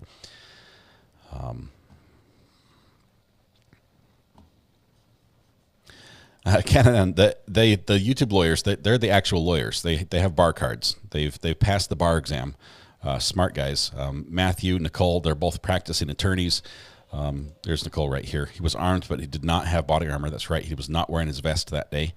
And honestly, I had a school resource officer in my school. I can't remember how big my graduating class was, but it was size-wise, it was probably a very similar campus size, but we just had one massive building and then a couple little tiny outbuildings. I think we had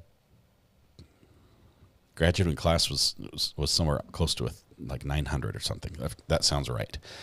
But we just had 3 grades. We had the 10, 11, 12 there in that school. But big building. Let's see. Yeah, 4 minutes is what he's being judged on. Basically, the 4 minutes after he showed up near the building, responded and learned that believed that there were gunshots happening. And as the shooting went on for 4 minutes, his actions outside, as he did what he did, he's being charged for not going in and confronting the shooter on his own.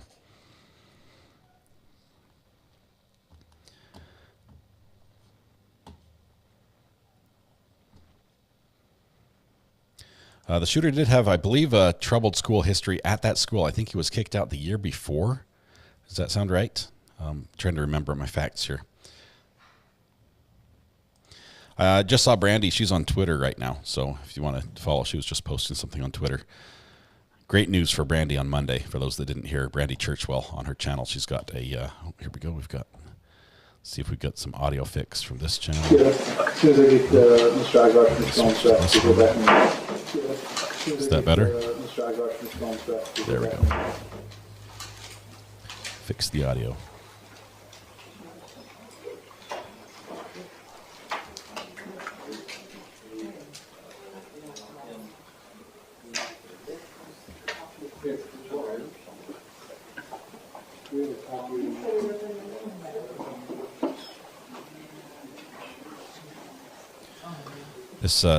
This court allows us to hear sort of behind the scenes quite a bit.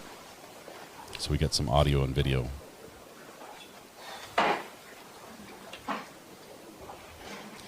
The only audio fix other than making it mono for you guys is I put a limiter on. So if there's a very loud noise, it should cut that loud noise off. So like hearing protection if there was somebody drops a book or something on the floor. Other than that, we're just keeping it pretty clean. And then boosting a little bit because it's quiet.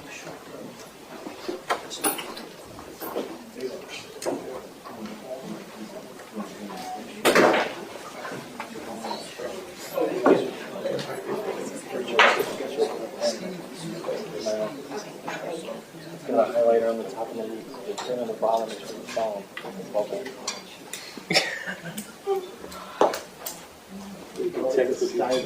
Yeah. I will say, based on this banter we hear before court begins, it looks like the prosecution and defense get along really well. Oh, very cool.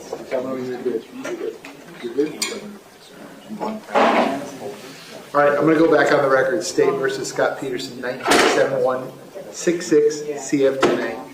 I continue to have Ms. Gomes, Mr. Kilroy, Mr. Klinger present for the state. I continue to have Mr. Igosh present with Mr. Peterson, who likewise is present. We are outside the presence of the jury. State, anything you need to address before we resume your presentation? Judge, not so much address, but I just wanted to make Your Honor aware of something.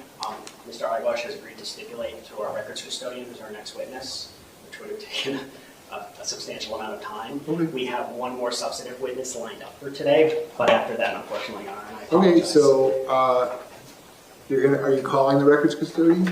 No, I think we're just going to stipulate. Okay. If you wanted to stretch out the day, Judge, I could take back my stipulation. I don't need to stretch out the day. So we'll do the records. We'll do your last live witness for today. I have a short docket tomorrow. I was going to ask the jurors to return at 9:15 with hopes that we could start at 9:30. Does that work for the state? It does, Your Honor. Does that work for you? Yes, Your Honor. And just to give Your Honor. You go. Okay. Well, no, I'm talking about your issue. Right. Tomorrow, Mr. Igosh asked if he could put one witness on who's going on vacation for the rest of the summer. State has no objection. Okay. I told him after lunch. Tomorrow? Yes. That's fine. Okay, so that's important. Not a problem. Tomorrow. This is the stipulation when you're ready on. Yeah. Do you want to do this in front of the jury, or do you want to do it now? Yeah, jury. I just want to let you know that I spoke to Ms. Wilcox, and she said since there's 8 different packages, we're making it a composite, so they'd all be in one folder. And these are, and that state's exhibit right now? That'd be M. M for identification, and Yes. what is it? They consist of various records from DSO that concern training that was completed by the defendant, the contract between DSO and Parkland for SROs, and a listing of his training summary. So those are the documents we want. I don't even know if you call it stipulation. You want to move these into evidence, and you have no objection. That is correct. Okay, so we're not going to do it through a witness. Right. It's just going to be moved into, you'll ask to move it into evidence. I'll ask the defense if there's any objection. There being none, it'll come into evidence. I guess that'll be state's exhibit number 13, a composite exhibit. How many different packets of information? 8. Sir. 8? Okay. And then I'm going to ask the state, when they come back in, then I'll ask you to proceed. You can do that, and then I'll say you may call your next witness. And then you're telling me that'll be the last witness today, correct? Thank you. Yes, sir. Understood. Okay. Please bring the jury in. Okay, so a couple things we heard there. First of all, tomorrow after lunch, defense has a witness who's going to be out of town. So we're going to take a break from the prosecution.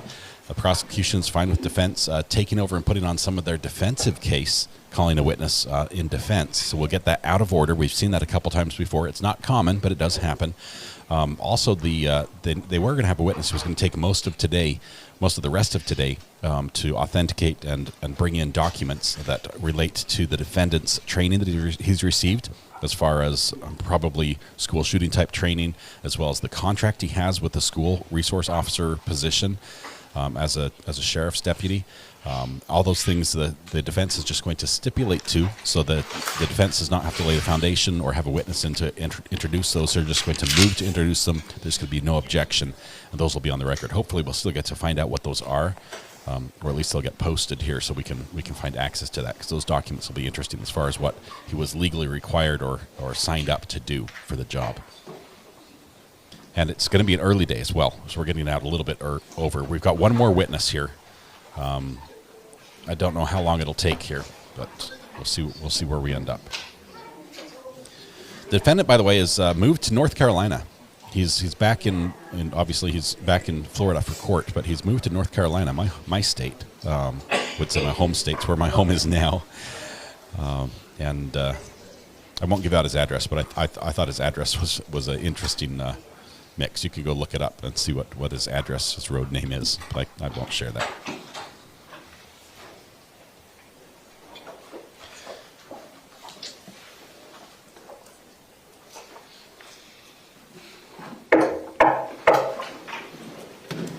Who is it? Entry. Oh, come on in.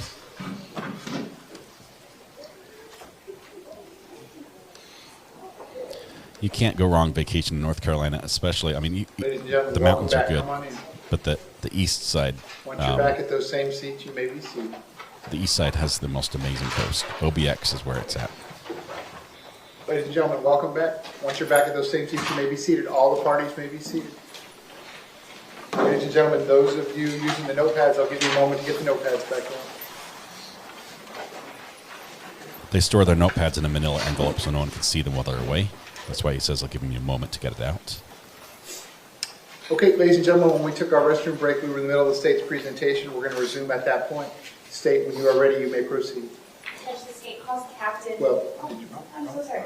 Your Honor, at this time, there's been a stipulation between the defense and the state to enter state's M into evidence, and as a composite of 8 different documents. Defense, no objection. No objection. All right, so without objection, state's M for identification will now be in evidence. That is state's exhibit 13, a composite exhibit of 8 separate, I guess we'll call them business records. Yes, sir. Okay, very good. Thanks. State, when you're ready, you may call your next witness. Yes, Judge. Now the state calls Captain Nicholas Mazai. Captain Nicholas, I missed was it Mandai was the last name? So I think this is going to be our last witness for today.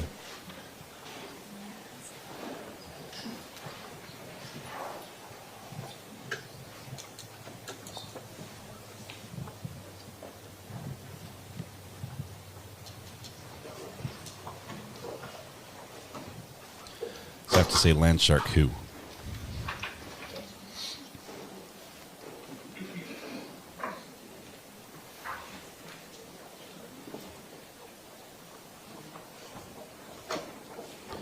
Looking forward to see some of our addicts there in this shot.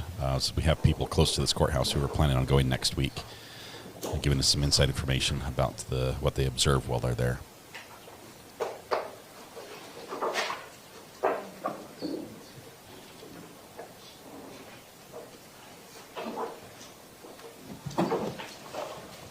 Laura, you did the homework. Yeah, don't post it in chat. We don't want that, but for those that do the homework, it's interesting. Sir, if I could have you come all the way up here to the witness stand, please. Once you reach it, before you have a seat, you can just stop and look at me, please. Yes, sir. Raise your right hand. You swear to tell the truth, whole truth, nothing but the truth. Yes. Please be seated. And once you are seated, please scoot that chair all the way up as far as it will go. Can you please state your full name and spell your full name? Nicholas Mazzi, Nicholas. Last name Mazzei. Ms. Gomes, you may inquire. Good afternoon, Captain Mazzi. Would you please introduce yourself to the jury and tell them where you currently work? My name is Nicholas Mazzi. I am currently a captain with the City of Coral Springs Police Department. How long have you been with the Coral Springs Police Department? 22 years. Can you give us a little bit of a background information on your time at the department, the different places you've been assigned to, units? Originally started at Road Patrol, patrolman for 4 years. I moved into our Vice Intelligence and Narcotics Unit for about 4 years. I was promoted to sergeant after that. As a sergeant, I oversaw patrol. I oversaw street crimes unit, our strategic enforcement team, which is like a street crimes unit, bicycle unit. So I have had a couple of different supervisory roles as a sergeant. Promoted as a lieutenant. I was a lieutenant on road patrol, and last year I was promoted to captain. In addition, got on the SWAT team 21 years ago. I've been on the SWAT team for 21 years. I've moved up through the ranks, and I'm currently the SWAT commander. Can you explain for the jury the structure of the SWAT team so they understand what it means to be SWAT commander? So as a SWAT commander, I am tasked with being in charge overall of the entire SWAT team, making tactical decisions on call-outs. I'm in charge of the budget. I'm in charge of basically anything related to SWAT. Underneath me, I have an executive officer who takes care of trainings, making sure we're getting the proper training, documenting our training. Underneath them are our team leaders, and our team leaders are the ones, we have an operation, who are tasked with going out and making sure the operation is done to what the XO, the executive officer, and myself as a SWAT commander need to be done. Were you yourself a team lead at one point? Yes. And explain for the jury, as a SWAT commander, what trainings have you been through? How does SWAT school work? Just so we have an understanding of how frequently you all practice wouldn't be the right word. Train. As our SWAT team, we're very fortunate as a SWAT team in Broward County. We do get to train twice a month. So and it actually turns out we end up making it 26 trainings in a year. Every SWAT operator is required to go to a 2-week SWAT school. We ourselves at Coral Springs Police Department have actually hosted SWAT school for the last 7 years with myself organizing the school, instructors underneath me teaching. I've taught many times at SWAT school. I've been to many different National Tactical Officer Association courses, from team leader development to SWAT command decision making. So quite a bit of training related to the SWAT team. More specific, you name it, I've been to so many different types of SWAT school. I've been to hostage rescue classes. I've been to rappelling classes. I've been to armorer classes. Armorer, basically, working on guns. I've been to range instructor, range master. So quite many different kinds of schools related to being on the SWAT team. Explain for us some of the training that you've done, whether it's through SWAT or just as a law enforcement officer, on how to render aid. We get extensive training in Stop the Bleed. We're very fortunate. So in our SWAT team, the way our SWAT team is set up, we do have medics that are assigned to our SWAT team. We've been very fortunate with the medics that we do have. They're excellent medics. They're very vetted. They've gone to a lot of courses. They bring what they learn back to us and train us. We do have one medic who is on the team. He's even gone as far as having our SWAT guys go out to live tissue classes where they actually use live pigs and do full-on scenarios and try to keep a live pig alive for 45 minutes that have been given a catastrophic injury. So We've had the opportunity to do a ton of training like that. I personally have not been to that particular training, but many of our guys have.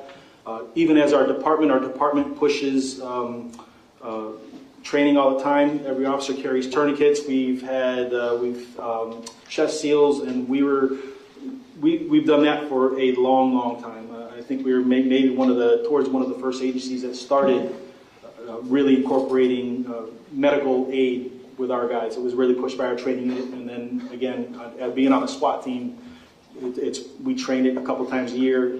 We train it. We go up to Camp Landing. We've trained it. We've been to a couple classes up there where we've got it from the military guys. So we've got a lot of medical training.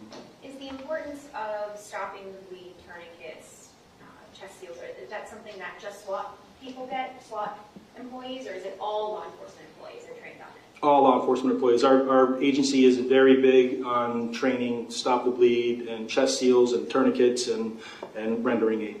When you say tourniquet, I'm sure it's common knowledge for some, but just in case, what is a tourniquet? A tourniquet is basically it's a strap. When somebody has a catastrophic injury, it's a tourniquet. It goes around a leg. It is strapped down tight, and then you basically twist it until it basically stops somebody from bleeding. People with arterial injuries can bleed out very quickly, very rapidly. That's why our SWAT medics are, really pushed us to make sure that we knew how to use tourniquets and do stuff like that because of how quickly somebody could die with a catastrophic injury. What if you don't have a formal tourniquet with you? Are law enforcement officers trained on what to do if there isn't a tourniquet? There are some measures that you can do. There are stopgap measures in which you basically use even before you get a tourniquet on, and basically that, for instance, if somebody had a catastrophic leg injury, you might put your knee right on top of the femoral artery, in their groin to stop the bleeding until you can get someone either to you with a tourniquet. You can make a makeshift tourniquet if you can find something, a belt, something that could work. But the important thing is you need something that will help you really tighten down that tourniquet. Just pressure alone isn't going to do it. You definitely need you need someone to get a tourniquet to you. Captain, can you explain to us? Well, are you familiar with the acronym POE? Priority of life. POL, priority of life? I'm sorry. Yes. Yes. Yes, thank you, POL. Yes. Priority of life. Can you explain to members of the jury what is priority of life? So priority of life is basically a matrix that police officers use to establish the importance of life on a given police call. And it basically breaks it down into 4 groups, from the most important person on a police call to the least important. The most important person would be hostages, if there are any. The second most important person would be innocent civilians or people in the area. The third most important people are police officers. And then finally, and you get a spot on the list, is the suspect or bad guy, because all life is valuable. They are considered on the priority of life.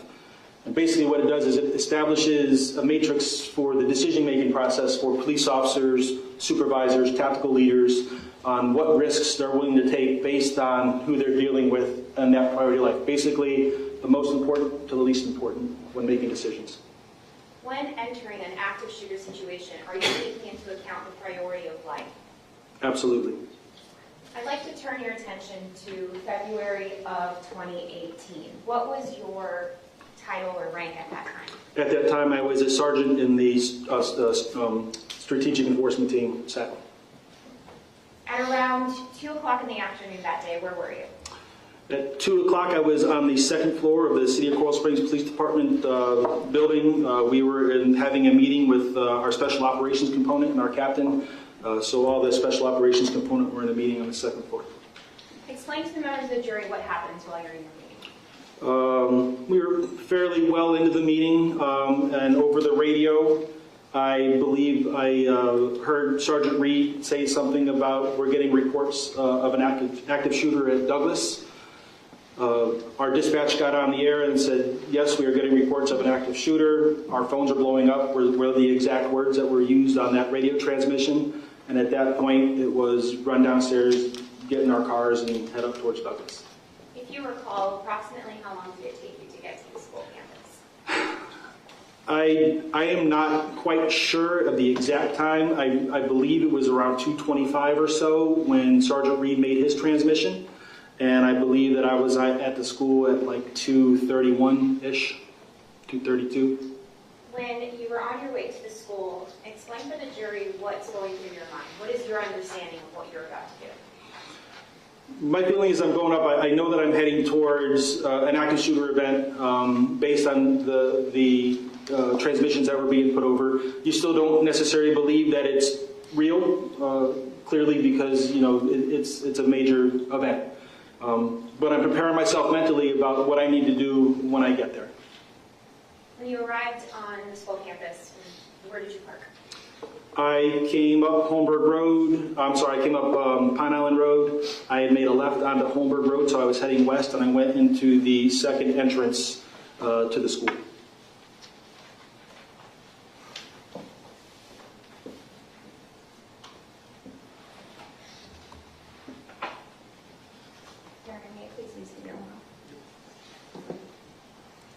Captain, I'm showing you what's already in evidence as states 1.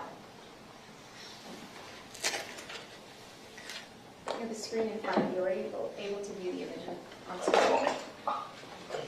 Yes.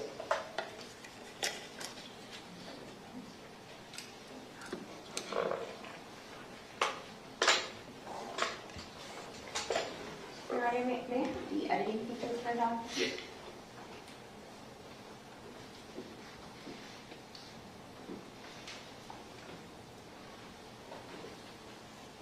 May I approach the witness? Yeah, actually, you Oh, can I can.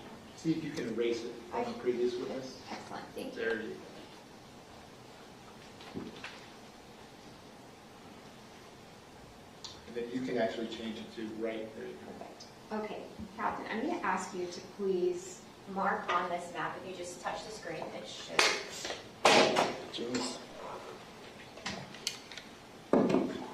Mark for us That seat is not designed for somebody wearing a duty belt.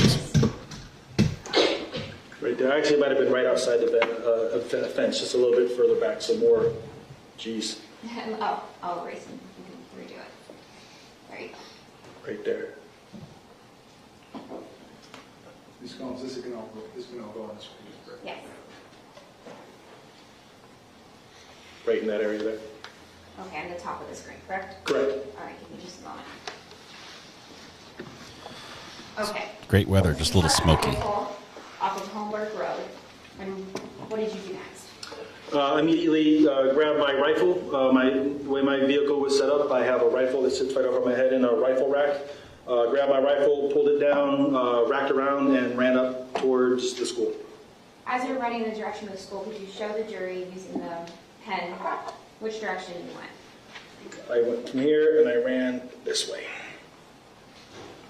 What happens when you arrive outside of the 1200 building? So as I'm approaching, as I'm making that run, I catch up with Detective Monzone, Sergeant Monzone at the time. He works for me. I got to him, said let's go, and we ran up towards the school building, and we could see Aaron Feiss laying dead right outside the west doors. As you're running towards the building and you see Monzone, what's going through your head when you see Monzone? I don't know that I was thinking anything other than I need to get inside the school. Did you have any conversation with him, like should we go in, should we not? There was no conversation. We both have extensive training on active shooter. We knew what we were going to do. We knew what we were supposed to do, and we did it. You both run towards the building, and when you see Aaron Feiss, what do you do? We had no active stimulus at the time. There was no active shooting. We didn't hear anything. I thought it was important to check him for vitals. I did. He was clearly deceased. Then I went back to the active shooter protocol. Even though we didn't have the active stimulus, it was still, there was nothing more I could do for Aaron Feiss. We needed to get in the school. You just you prefaced the fact that you stopped to check for a pulse based on the fact that you didn't have stimulus. Describe for the jury what stimulus is, just briefly, and then why that would change the steps that you're taking. So stimulus would be screaming, yelling, shooting, most importantly shooting. If there was active shooting that we had heard inside the school, we would not even have stopped at Aaron Feiss. We would have gone directly into the school and continued through the school until we located the shooter. If there's active shooting inside the school and you're alone, do you still go into that building? Yes. after you check Aaron Feiss and realize that he is deceased, which doors do you go through? Do you go through the west or the east side of the building? We entered right there through the west doors into the hallway.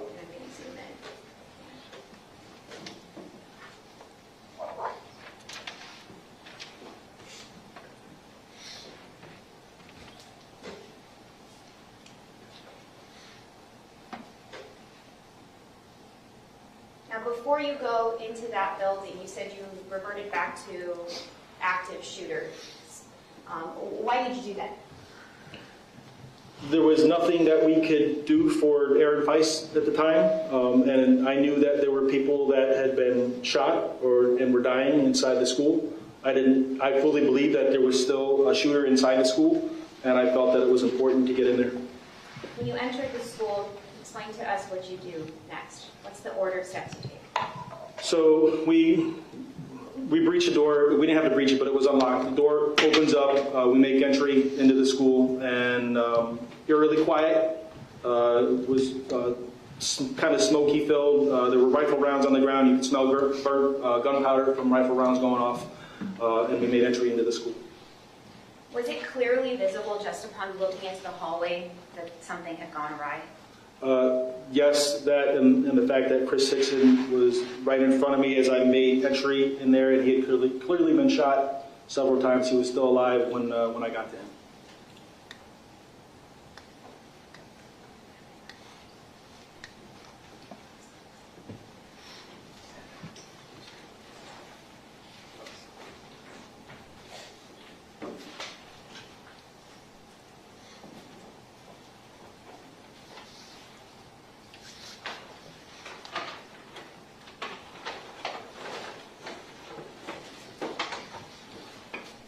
Going to the TV's going to have to go off, please. Yes, please. Whatever hearing, the TV's going to have to go off, please. And for the court's reference, I'm now playing what is already in evidence as states 6F10. Okay. If there's audio on this, I'm going to be muting it. Well, no. This is after the shooting's over. I'm only muting the parts where we have active shooting going on, and here they say it's eerily quiet, so I don't think that's the case.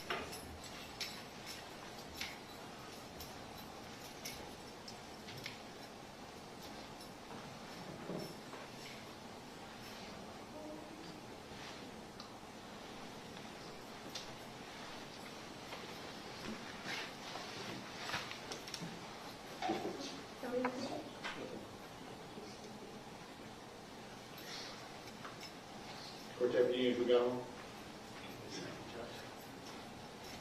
We're good now, Judge. Okay.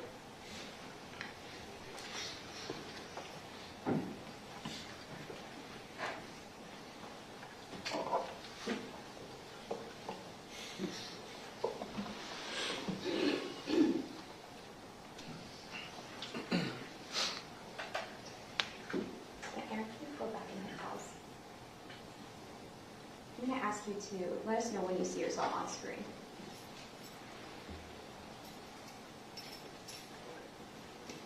That's me. And that's Scott Myers right behind me, pointing at the third floor windows. Who is Scott Myers? He is currently Captain Myers. At the time, he was Sergeant Myers. He's a police officer at the City of Coral Springs Police Department.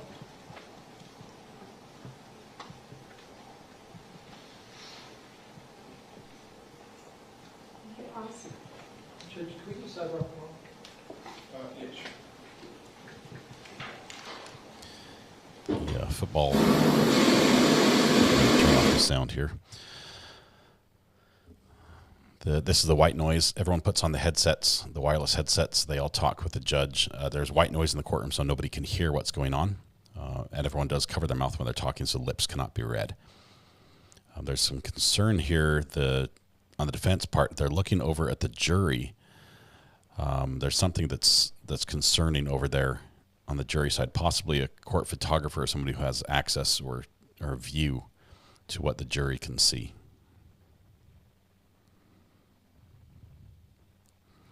Because he's looking over towards the the end of the jury box that is closest to the gallery.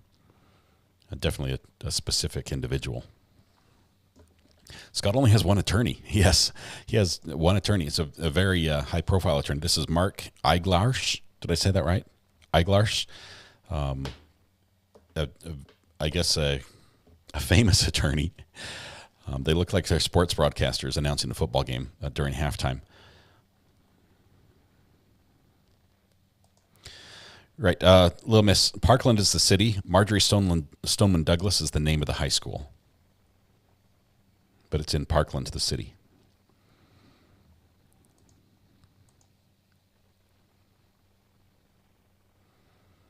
Okay, we're panning out a little bit. Judge covers his mouth. Everyone covers their mouth. I think they're about done here. As soon as the audio comes back, headsets off, we're going to turn on the white noise. There it is. Judge kills white noise. Let's hear what happened here. We're just going to continue.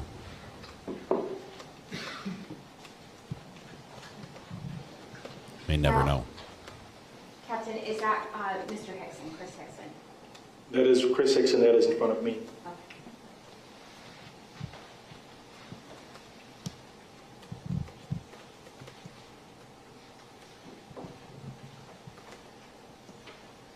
At this point, is it your understanding that you are to believe that there's still an active shooter inside the building as you're operating through that building? Yes, I tried to get information from Chris Hickson, but he wasn't able to talk. He could not provide any information to me. And at this point, I believe that there's still an active killer shooter inside the school.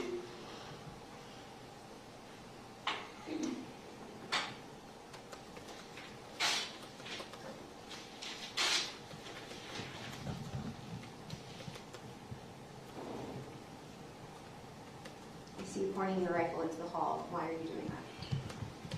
So I believe, again, there was still an active killer in the school. Again, not having any stimulus, that evacuating Chris Hickson in that position is not necessarily an active shooter protocol. But the fact that there was no active shooting going on at that time, I felt it was important to render as much aid as we could, at least get him out, get him to people who could give him the proper first aid and medical care. But again, that's not necessarily active shooter protocol to treat. Again, this will sound bad, had active shooting started right there, we would have abandoned him right there and moved towards active shooting wherever it may have been inside that school. Why would you do that? Because although Chris Hickson is injured and in dire need of medical care, the longer you wait, or as I'm stopping, or if I was to stop to treat him, more victims are being made by the shooter. Further on in the problem, second floor and third floor, as someone rendering aid, I could never keep up rendering aid to everyone else who the shooter was killing. So it's important that you break off, as hard as it may be, move towards wherever the killing is going on, find the shooter, and stop the threat. We can see on the video that there's obviously blood loss. Explain to the members of the jury why time's of the essence. You're just going to bleed to death. Bullet wounds are catastrophic. They cause catastrophic injuries. The rendering of treatment in a situation like this most likely is going to come all from police officers, and because you've got to stop the bleeding. You can't live if you don't have blood in you. You don't have anything to circulate. So stopping the bleeding is the most important thing that needs to happen in that situation. Based on your training and experience, is it a matter of seconds or minutes what can determine how much blood loss is fatal? Just from training that we've had, a femoral bleed, I believe you can die within 2 minutes. Depending on where you're hit in the chest or body, you hit an aorta, you don't have very long to live. After you removed Mr. Hickson from the building, what did you do next? So, Gil Monzon, he and Brian Wilkins ended up taking Chris Hickson out of the building, took a golf cart, evacuated Chris Hickson away. Myself and Scott Myers were in the school at the time. At this time, it was just him and I that were inside the school, just basically covering down the hallway and waiting for the next stimulus to prompt us. We were ready to start moving through, but we were waiting to basically hear gunshots. I was fully convinced we were going to get in a gunshot. gunfight in that school. You're on the first floor, you don't hear any gunshots, so where do you maneuver to next? So we start navigating down the first floor. A couple more officers, very quickly, Sergeant Monzone got back inside the school with us. We started moving from west to east on the first floor of the school building, and shortly thereafter, the east doors popped open on the other side of the hallway. Who was on the other side of the hallway? So those doors came open, and it was actually another police team of Coral Springs guys that were going to now started coming in from the east side of the school. Now, were those all BSO, Coral Springs? I believe it was mostly Coral Springs, but I don't know everybody who was in that stack. Was there any plan at that point? The only plan was as soon as that door opened, I said, I don't remember if I verbalized it over the radio or if I said it down the hallway, blue, blue, blue, because I was pretty convinced that it was police officers. When that door opened, I heard somebody talk. It's a police officer that works for us. He's got a pretty distinct voice. He's got a pretty deep voice. I knew it was him. He said that he saw my shiny bald head, and he knew that it was me on the other side. So there was no risk of a blue-on-blue shooting. We had identified each other as police officers in the same hallway. Tactically, it doesn't make sense to move two teams down a hallway towards each other. Bad guy pops out in the middle of us. Now we're just shooting at each other to address the bad guy. So I turned over the first floor to them, and I took my team and I moved up to the second floor. And you just referenced that you don't know if you were using your radio or if you were shouting down the hall or speaking loudly. If your radio isn't working, what do you do? You have to find a way to communicate, whether it's shouting down the hallway, send runners, whatever it takes to get information to the people that need information. Is a radio not working a reason to not continue your duty as a law enforcement officer? No. Are you actually trained on what to do if your radio is not functioning or if you can't hear each other? I don't know that we necessarily have training on it. You adapt and you deal with it. In a situation like that, radio, not radio. I know initially that I did not have a whole lot of radio transmission anyway. I was not really going to take my hand off my weapon to work my radio, fully believing that any minute I could engage somebody. So at that point, even running to the school initially, the radio wasn't a concern for me. You move to the second floor, and what happens next? Get up to the second floor, start moving from west to east across the second floor, come into contact with some classrooms. The classrooms are locked. I made eye contact with a girl inside one of the classrooms. I kind of motioned for her to come open the door. She did great. She did not come open the door. She held true to the code red protocol. I was there in full police uniform, as you can see in that video. She would not come open the door for me. I motioned for her to come open the door. Still wouldn't come open the door. I said to the team that, at this point, I thought the behavior was odd, so I believe that the shooter could have been in that classroom. I relayed that to my team. I took out my ASP. I actually have it on me here. It has a porcelain on the tip of it, so I could break windows.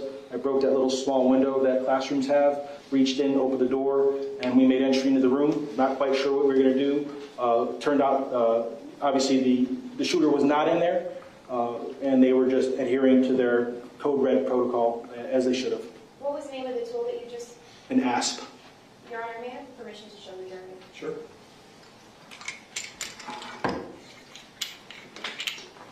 This is the porcelain tip here. I don't know if you want to touch it, see it. This is also an expandable baton. You can break windows with it. It expands to, I don't know, about this long. But this is porcelain here used to break window in emergency situations, somebody trapped in a car, whatever it may be. But it'll break windows, and I use it to break multiple windows that day at Douglas. After you broke the window and you opened the door, you look around, what do you see? There were a bunch of students in there. There was a teacher in there. I asked the teacher that if everybody in that classroom was there from the beginning. She said yes, that everyone in this classroom had been here from the beginning. So clearly the suspect wasn't in there. I don't know if there was a kid in that classroom that he had an ROTC uniform on, but a regular ROTC uniform, like the full regular uniform, not like a polo, but like the blue shirt and the like police pants. And he had that on. Pulled him out to the side because some of the intel that we had was that we were looking for an ROTC student. I talked to him for a minute. It was clear that he wasn't who we were looking for, and then we continued on clearing down the hallway. Once you clear that hallway, Did you come into contact with any victims on the second floor? I don't believe anybody was shot on the second floor. What do you do next? So as we began clearing down the hallway, I had to break multiple windows. I started losing manpower. Obviously, clearly, we had just unsecured these rooms. I did not know whether or not the shooter was still in the school, so I couldn't evacuate anybody. I didn't want to pull them in the hallway, and then next thing you know, he pops out of the next classroom over, and he comes out and he's got a bunch of targets in the hallway. So I ended up losing manpower. I started leaving police officers in room as guards at the door, and by the time I got towards the end of the hallway, I had run out of manpower, and it was right about that time that BSO SWAT team had come on scene and made contact with me on the second floor. You just used the term manpower. How important is it to have the amount of bodies that you need in order to properly clear a building? A building that size, and especially with the number of victims, especially on the first floor, people needed to be in on the first floor starting to evacuate victims. The first floor was cleared fairly quickly, and there were quite a number of victims, and the more people, the better organized as you can be to start getting people out and get them over to the casualty collection point. So, for example, if there were police officers that were around and able to help, would it be important that they help? Yes. When you get to, do you go to the third floor? I made it to the third floor, but not on the initial clear. I made it to the third floor. So we had finished the second floor. The sheriff's office kind of took over clearing the third floor with the assistance of some of the CSPD SWAT guys. Once that was determined that the shooter was no longer in the school, I went back down to the first floor. We had intelligence that perhaps the shooter was on the third floor and that he was dead. I kind of wanted to see for myself, so I did go back in, and that's how I ended up on the third floor. But it was not the shooter; it was Mr. Wang. When you got to the third floor, were you needed in any way to assist any of the victims on the third floor? No, I was not. Once you understood that it was not the shooter that had been killed and it was instead Mr. Wang, where did you go to next? Where did you go to next? At that point, went back downstairs. The 1300 building was cleared pretty quickly. A TOC was set up there, which is a Tactical Operations Center. Right now, by this time, there's quite a bit of resources showing up.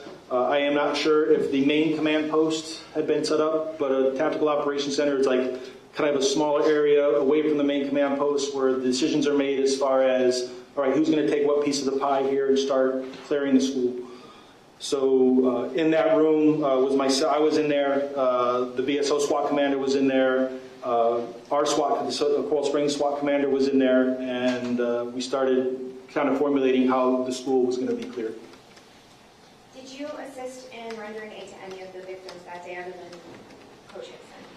Other than checking the pulse of Aaron Feiss and instructing Gil Monzon and Wilkins to get Chris Hickson out, I did not render aid to anybody. And is that because the other officers that actually entered the building were already taking care of the third floor? So, yes, they were already, by the time, they were already on the third floor rendering aid to the victims on the third floor. The people on the first floor had already been evacuated out. So at the time, I didn't come across any other victims that needed aid or that were alive. Prior to this date, did you know who Scot Peterson was? I did not.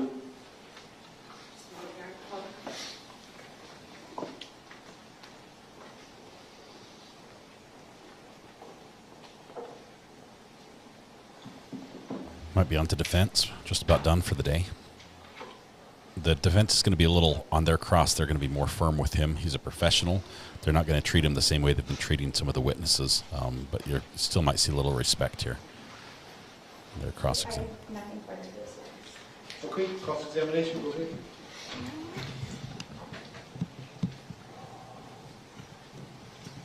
Good afternoon, Captain. Sir? First of all, thank you for your 22 years of service. Yes. I'm extremely grateful. Thank you. Thank you. We're with Coral Springs Police Department, correct? That is correct. That is a completely different agency than BSO, Broward Sheriff's Office, correct? That is correct. You guys have different 911 centers, correct? That is correct. And when any students, for example, made cellular calls from the 1200 building, those calls went to Coral Springs, correct? I do not know where all the 911 calls went. Okay. the information that would have come in to Coral Springs doesn't automatically get shared with BSO, correct?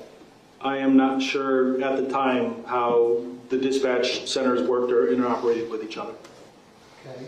Are you familiar with a concept called patching radios? Yes, I am. Okay, tell us how that happens. How does that get initiated? How does that work? Well, I'm not technical as far as how patching. I know that when we ask our dispatch to patch channels together, they can patch channels together. Like if they want to patch, two of our channels together, so we operate on a couple of different channels. Say, for instance, we have our Coral Springs main channel, and then we have our Coral Springs patrol TAC channel. They can patch those together. I know they can patch interagency as well. It just requires that agency to ask for the patch and then to make the patch. Okay. And it doesn't take that long to do a patch, correct? I couldn't tell you exactly. Again, not my dispatch is my area of expertise, but no. Got it. But the idea also is that when you patch radios, then you're sharing the information, correct? Correct. You're not operating separately. You're now hearing all the same real-time intelligence, correct? That is correct. Okay. Now, you arrived at the school, and it's a 45-acre school, correct? Correct. Well, I don't know the size, but I know it's a big campus. It's huge. Yes. Right? So you wouldn't have just gotten lucky to go to the 1200 building, correct? Objection, counsel testifying. No, that's overruled. Go ahead, sir. You can answer that question. Repeat the question, I'm sorry. You didn't just get lucky and just go into the 1200 building. You had some real-time intelligence, didn't you? Yes, I did. Okay. Now, how did that intelligence come to you? How did you learn to go to the 1200 building and not the other 45 acres? So as I was driving north on Coral Springs Drive, which turns into Pine Island once you cross under the Sawgrass Expressway, Tim Burton, who was a school SRO who had gotten to on the scene over there, had put over our radio that the building was a 1200 building, was the 1200 building. He called it the freshman building.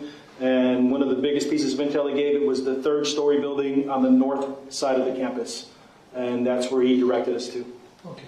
So you specifically knew over your radio that you needed to go to the 1200 building, correct? I did. And Tim Burton is a Coral Springs police officer, is he not? He is. Were you monitoring your radio as you were approaching the school? Absolutely. And you were listening to all the things that were being said over the Coral Springs radio, correct? Yes. You would have then heard at 2:30:04 that there were 3 people shot in room 1216 in the freshman building, correct? I don't remember specifically what transmissions, but I did know that people were shot inside the 1200 building. Okay. Did you know at the time whether Coral Springs ever contacted BSO to share that information with them? I certainly did not know that. Did you know whether that information specifically, that there were 3 people shot in room 1216 in the 1200 freshman building? Objection, counsel testifying. Hold on, I didn't get to the end of the question yet. Go ahead, what's your question? Whether that information, did you know whether that information had ever been shared at all with BSO? It's overruled. Go ahead, so you can answer the question. I have no idea if that was shared or not. Did you think, though, as an experienced officer, that that likely would have been done? At that point, I was not thinking about whether or not we were sharing information with BSO. I do.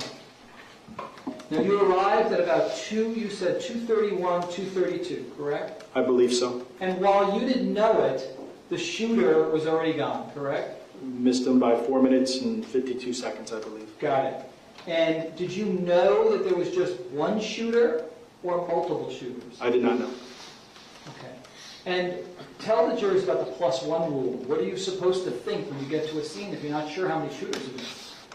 We should always consider that there's more than one perpetrator on anything, whether you're clearing a car, clearing a house. If you find one person, just assume that there's another person. So you can assume that there might be somebody else. You just don't want to get complacent. And it was your words, I think I heard you on direct, you said that the Coral Springs Police Department's phones were blowing up, right? That was a transmission made by a dispatcher to Sergeant Reed. Indicating that there were tons of calls coming into Coral Springs Police Department, correct? Yes. Now, when you went into the building, it was to the west end of the 1200 building, correct? That is correct. Can I show you this photograph and you tell me whether this fairly and accurately depicts the side of the building that you went in on? Yes, that looks like the west side of the building. Okay, and can you show us where you saw Aaron Feist? Is this the door that you went into on the west side? I believe we actually went into the main hallway doors. I think that's what the video will show. I think this door here is for the stairwell. Aaron Feist, not specific, was somewhere out in this area here, I believe. And you remember that he was literally outside of the 1200 building, correct? That is correct.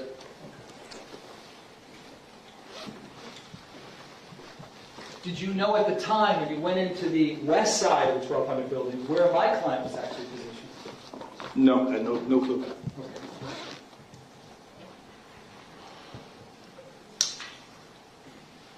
Now, you discussed one of the, you even said, I know this is hard to hear, right? When you were talking about when you go into a building, that you're not there, your first priority is not to actually treat people, but to try to identify where the shooter's located, correct? That is correct. And I think you made it clear to them, and just tell us why you said, I don't remember the exact words, but you were almost like uncomfortable saying that, right? That you're not there to just stop and treat everybody. Can you tell us why you said that? Certainly, it's not easy to hear that law enforcement is going to bypass your loved ones or injured people who clearly need children, adults, whatever it may be, in order, basically people screaming for your help, and you're running by them and you're leaving them behind because you know that you have a job to do, which is to prevent him, a shooter, from making more victims like the ones that you're passing over. It's not easy to hear. It's not easy to discuss. Nobody wants to hear that. But it's the reality of what is expected of us.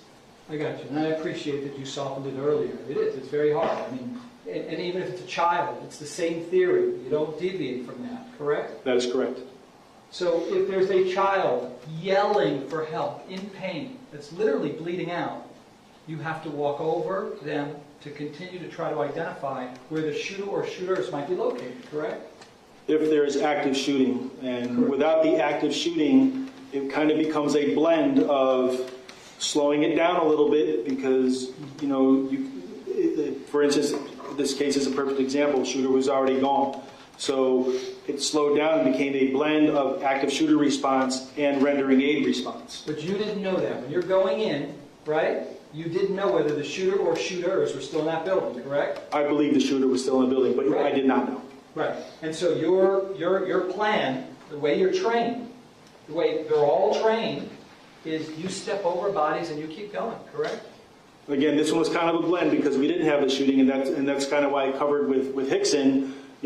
Technically, active shooter response wouldn't have been rescue Chris Hickson and get him out. It would have been bypass Chris Hickson if there was shooting. But without the shooting, let's slow this down a little bit. Let's render aid, knowing that once the shooting starts, we are going to wherever that shooting is occurring, and we're leaving everybody behind. You had the luxury, though, of having a team of people with you on the west side, correct? That is correct. And how many people were with you total? I don't know. I wasn't looking behind me. I know initially there was 4, but I don't know. I wasn't concentrating on what was happening behind me. My focus was forward and directing that. Could there have been as many as 6 or maybe even more with you? Certainly. There may have been. Okay. Now imagine you're alone. Okay? Alone. And you go in there. Okay? And the first priority is to try to find out where the shooter or shooters are located, correct? That is correct. And so if you're alone, you're not pulling Chris Hickson out by yourself and treating him when you think there might be active shooters in that place, correct? That is correct. You have to go and clear out. You start on the first floor, correct? That is correct. Describe for the jurors first, again, imagining one person is going in alone, assuming they even know that there's maybe a shooter or shooters in the building, right? Tell us what you go through to clear each classroom, right? You do one classroom at a time, correct? That is correct. You walk in and you don't just stick your head in and go, okay, it looks good, right? Because someone could be hiding, right? That is correct. Tell us what you go through to clear each room of the 1200 building. Are you talking as a single officer? Or are you Let's talking do that, because I think that applies here. Well, as a single officer, we have the luxury in Broward County, you're only going to be a single officer for a very short period of time before somebody shows up. Especially in Coral Springs, it's going to be a very short period of time before somebody else shows up to give you backup. To sit there and, being on the SWAT team, we always train 2 to a room anyway. However, if there's active shooting going on, you may not get that luxury. You don't get that luxury of having somebody else with you. You have a job to do. I don't necessarily think of, I don't want to speculate of how it would go down if you were a lone person in that school for 10 minutes, because I don't know how it would go down. If the shooter was in there, I can tell you how it would go down. As soon as the shooting started, that's where you would go. All right, so if we can just return to my question, you got one person, and that person would start with the first classroom on the first floor, okay? Describe for us what that person would do and how long it would take and where they would search. Again, put us there with words. Okay. What would they have to go through? So if you were by yourself and you had no active stimulus and you were tasked with clearing, start moving your way across the first floor because you didn't have the bodies with you, you would get to the door. You'd have to figure out a way to breach the door, whether it was with the ASP. Again, all the doors were locked, whether it's an ASP or other means. Reality is that I got lucky. We were able to break the windows and get inside the doors. By yourself, you would reach in, you would open the door. Again, single person entry in a room isn't what you want to do. It's not what we ever train on a SWAT team. Why? Why would you want to go in by yourself? Because there's hard angles that you're going to miss. You're going to miss it. What happens if you miss it? You could get killed. You get killed. A bad guy could be. If you come in and there's a hard angle to the left and you decide to take the hard angle to the right and he's behind you, you could get killed. And I'm assuming you had a vest on, right? I did. Any other gear that would have protected you? Nope, I did not. You didn't have a pistol. You had a rifle too. I had a rifle. That helps. You didn't use just a little pistol. Are you asking if I wouldn't or if I didn't? There was a reason why you chose to use a rifle instead of your pistol. Why? I believed I was going to get in a gunfight with somebody, and rifles are better than pistols. Got it. And so a single person goes into a room, and again, what are they physically doing? Are you looking at every possible place that somebody could be hiding? Again, a single person isn't necessarily going to go into a room. It's not necessarily going to happen that way. The reality is if a single officer, active shooter responds, you're going in and you're going to start searching. You probably will end up staying in the hallways to start searching through a school to try to find a shooter. Because if the shooter's on the third floor and I'm trying to get into every alcove, every room, every bathroom, and everything, I don't know what's happening on the third floor. I may get clues as I move through. I may run by a classroom and I may hear, he's in here. I may hear screaming. I may hear something that would then prompt me to direct my attention to that room. Now, if that did happen and my attention is directed to a specific room, there's also a hierarchy of how you're going to deal with your threats. So if I breach that door, I go in that room, that real threat is going to take priority over any geographic threat. So if I go in there and the bad guy's in there, he's a real threat. I don't care what's on my left. I don't care what's on my right. As a sole officer, I'm still going in, and I'm going to deal with that. I understand. But when you walk in and you stand in the hallway, and there's no real-time intelligence to tell you where to go, what specific classroom, because you had the benefit of knowing specifically that kids were killed in a specific room, 12, 16, I think. But let's just say hypothetically, you just go into the 73-yard building, and you look in the hallway, and you don't see any shooter. You have to assume that there's shooter or shooters located potentially in any single classroom, correct? That is correct. Because at any moment they could come out and kill you, correct? That is correct. And if you're not wearing a vest, you will likely die with an automatic weapon, correct? Correct. So before you start walking in a hallway, before you start running around by yourself, you must go through and ensure that there's nobody who could come out of a classroom and as you proceed down the hallway, kill you. Isn't that correct? Without the active stimulus, yes. Without that active stimulus of gunfire, it would definitely pose a difficult problem. That's correct. And if you're not hearing anything from the third floor, let's say, because that was the phenomenon that they were dealing with, you couldn't hear shots. Objection, counsel test. Yeah, Mr. Igosh, this seems to be an ongoing thing. You say objection, I sustain it, you keep doing it. So am I not making myself clear on this rule? I'll keep going. Okay, no, sir. Wow. I should finish and answer my question. Am I not making myself clear on these rules? Yes, sir. Okay, so in process, oh my goodness, you make statements in front of the jury. You are not the witness. You are the lawyer. Ask the witness a question that ends in a question mark. Go ahead, sir. Did you know whether the students on the third floor could hear the shots on the first or second floor? I don't know. Okay. So if somebody cannot hear any shots on the second or third floor as they go through the first floor, they've got to clear the first floor thinking that there might be shooter or shooters on the first floor. Isn't that correct? Correct. And then they've got to move to the second floor and clear every classroom, and assuming it's one person, they've got to go through and do it by themselves. Correct? I don't want to speculate what it would be for, again, what might have been if only a single officer showed up, because I don't know what might have happened if a single officer showed up and only was there by himself and had to clear that entire structure by themselves. That would take an inordinate amount of time for somebody to, first of all, it could never be safely done, because every room you go into, you're exposing yourself to an angle. So I don't want to speculate what a single officer would do trying to clear that building without hearing gunshots to draw them anywhere. Right.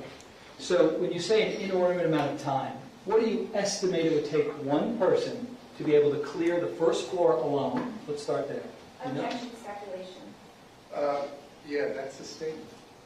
How long did it take you, with the team of people you had, to clear the first floor? I did not clear the first floor. I partially cleared the first floor, and then we moved up to the second floor. All right. Why did you only partially clear the first floor? The other team came in from the east side, and it created a blue-on-blue situation where we were moving down a hallway towards each other, and so that's bad tactics. I got you. So how long did it take you to clear half of the first floor with your team? I don't even know if it was half. It was a section of the first floor. I couldn't speculate. It's on video. You would be able to see how long it took. I don't even think we made it into that many classrooms on the first floor, my team, until we went up to the second floor. Is there any way that you can at least just give a ballpark as to how long you think it took to clear just a portion of the classrooms on the first floor with your team? Objection, asked and answered. No, that one's over. Go ahead, so you can answer the question. I would be guessing. Repeat the question. I'm sorry. Yeah, just a ballpark of how long it took you to clear the section that you did on the first floor with the team of people that you had. With the 5 to 6 people that we had and what the little area, I mean, I don't even remember exactly even how many rooms we went in. I really would just be guessing. I don't know. I know when we made entry into the classrooms, a single classroom would take a minute or two. Okay. And so if we apply a minute or two to each classroom with a team of 6. Well, that's a minute or two for 2 guys making an entry while the other guys are going to the next classroom. Okay. So that clearly would speed things up. I mean, 2 to a room, 2 people in this room, 2 people in this room. As you're moving through, it would clearly speed things up. And do you know how many people were on the other team that came in on the east side? No, I don't. I know at the time I did not know how many people were coming in, and I would be speculating now to tell you the number of people. I know there is a number of people, and that number of people is known. I just don't know it. Okay. And they were clearing half of the first floor, that team. You cleared a few classrooms on the first floor, correct? I don't even know if we made it into a classroom on the first floor. I know we had made the entry into the school. We had started moving towards the first floor. Within a minute or two, obviously, extracting Chris Hickson. Within a minute or two of kind of moving through, the other team had already reached the other door and were coming in. And it was a pretty quick, hey, we're leaving this behind. We're giving it to the other team. We're moving up to the second floor. Okay. And did your team clear the second floor? Yes. How long approximately did it take your team, and how many people was the team consisting of now? I don't know the exact number we were up to. It was more than 6. Okay. More than 6 people clearing each classroom on the second floor, correct? Correct. Approximately how long did that take? Again, it would be on video, exactly how long. I don't have a number in my head. I know as we started to go through it, clearly we were slowed down by having to breach windows. Slowed down because I had to leave bodies behind in those classrooms to protect the students in those classrooms, not knowing. And then we finally got it, and we were delayed as well when we started getting the intel, the delayed intel that the shooter was on the 3rd floor, coming down to the 2nd floor. Turns out they were watching the video that was 20 minutes delayed, but we were on the 2nd floor, all lined up in the hallway, truly believing he was going to come down to the 2nd floor, and he never showed up, and that's we pretty much realized. So we did get delayed there for a very short period of time, maybe 2 minutes. So what I heard you say was you were delayed as you're going to each classroom because not every classroom door was open. You had the word you used was breach to get in? Correct. And by breach, that would mean more time to take out your asp, correct? And then open it up, and then smash the window, right? Correct. To get in, right? Yeah, that's sustained. What would be the steps? You tell us what the steps would be to breach and to get into a classroom. As described earlier, remove the asp, take the cap off, break the window, clear out the window with the other end of the asp, reach in the door, open the door. Okay. And so how many minutes would that add on to one classroom search? Maybe one. Okay. And were you able to just give me a ballpark estimate of how long it took you to clear the second floor with your team of 6? I really don't have a concept of time for moving through. I do know couldn't even tell you the exact number of rooms that I went into. Obviously, high stress, a lot going on. Clearly, the whole thing's on video. The video will tell you every room I went in. It will tell you how long I spent in every room. I can tell you that it would take 2 minutes for 2 guys to go in, clear a room, make contact, maybe quickly debrief a teacher, maybe see if anyone is injured, and move on to the next one. Okay. And then you do that on the 3rd floor as well, correct? I never made it to the 3rd floor except for what I described earlier. Okay. Just a final question for you. Did you ever see my client at all while you were there? I did. You did or did not? I did. When did you see him? As described, when we were at the Tactical Operations Center, the TOC was set up, and that 1300 building was in there, again, with the BSO SWAT commander, the Coral Springs SWAT commander, other BSO guys, other Coral Springs guys, formulating the plan. Officer Peterson did come in there. I don't remember the exact conversation. It had more to do with the layout of the school and drawing a map of the school. I'm glad you brought that up because I didn't know that you were there for that. You were there when he was actually drawing out and trying to be of service as to the layout of the school, correct? Objection, counsel testifying. Yes, that's sustained. Did you see my client draw anything? I don't know if he drew it or if he was describing it to the BSO SWAT commander. He might have drawn it. It would have made more sense for him to draw it than to try to describe it. So I imagine that he drew it, but I don't remember specifically. Did it appear that he was being of service to fellow officers? He was certainly trying to give intelligence at that time, yes. Okay. Sir, I thank you. Thank you for your service. Thank you. Okay, based on that, any redirect? Yes. Go ahead. Wow.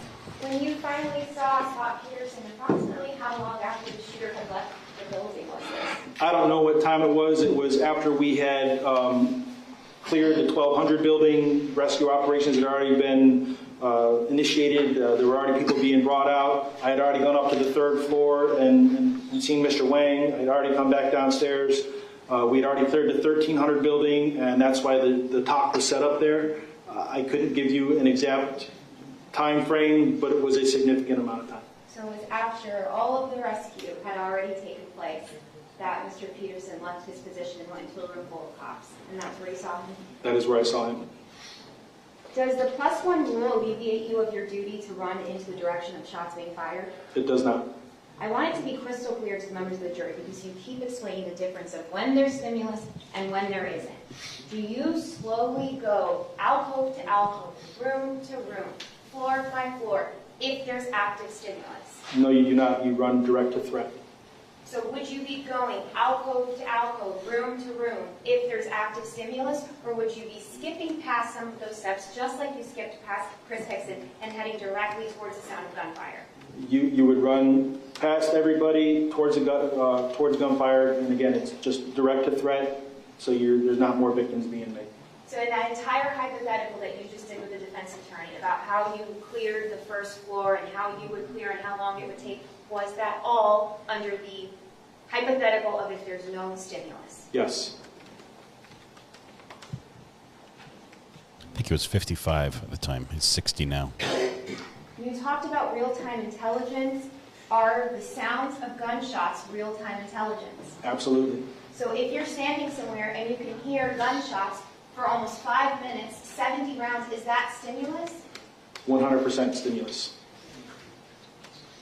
And does that stimulus, should it have an effect on any reasonable law enforcement officer? Yes.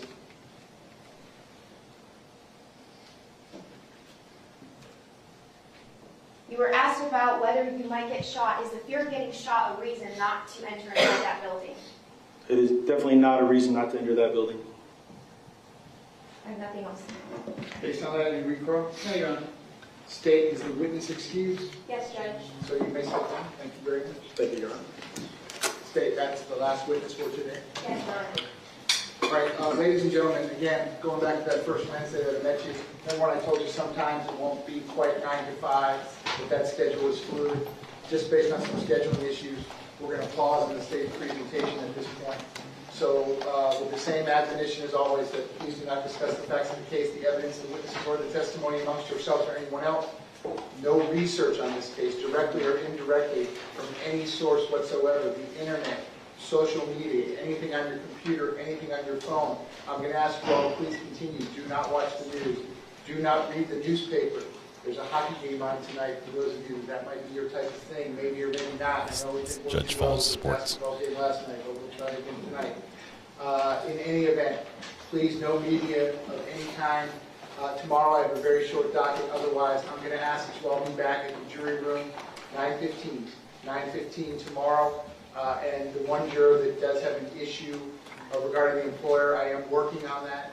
I know we have a 10-day window. I think tomorrow will be day 6 of your service. So I am working on that, and I will keep you updated as to that. I did get all the information from the court deputy. So with that being said, ladies and gentlemen, if you'll put the notepads in the envelopes, they will be waiting for you when you come back tomorrow. I hope you all have a good night. I'll see you tomorrow, which is Friday, June 9th at 9:15 a.m. in the jury room. Have a good night. Okay, so we're going to see if they have any business after the jury leaves, and we've got a couple things to talk about that happened there. I want to go over just to make sure we're clear on the events in the courtroom. Give them just a minute. Keep talking about stimulus. That's active gunshots. Okay, we're outside the presence of the jury. State, anything you need to address before we recess until, let's call it 9:30 tomorrow? Defense, anything you need to address before tomorrow? Yes, Your Honor, I'd like to do a sidebar. Well, the jury's not here, so fire away. What's up? I would still prefer to do a sidebar. Okay, that request is denied. The jury's not here. Yes, sir. What can I do for you?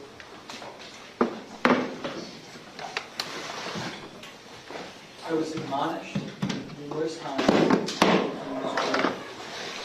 want to do everything in my power with as much respect for this court not to deviate from the rules that the court has set up.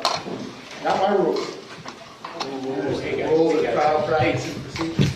I'm still being completely sincere in this way. Oh, they're cutting our audio feed? No way. No feed. They cut the audio. No.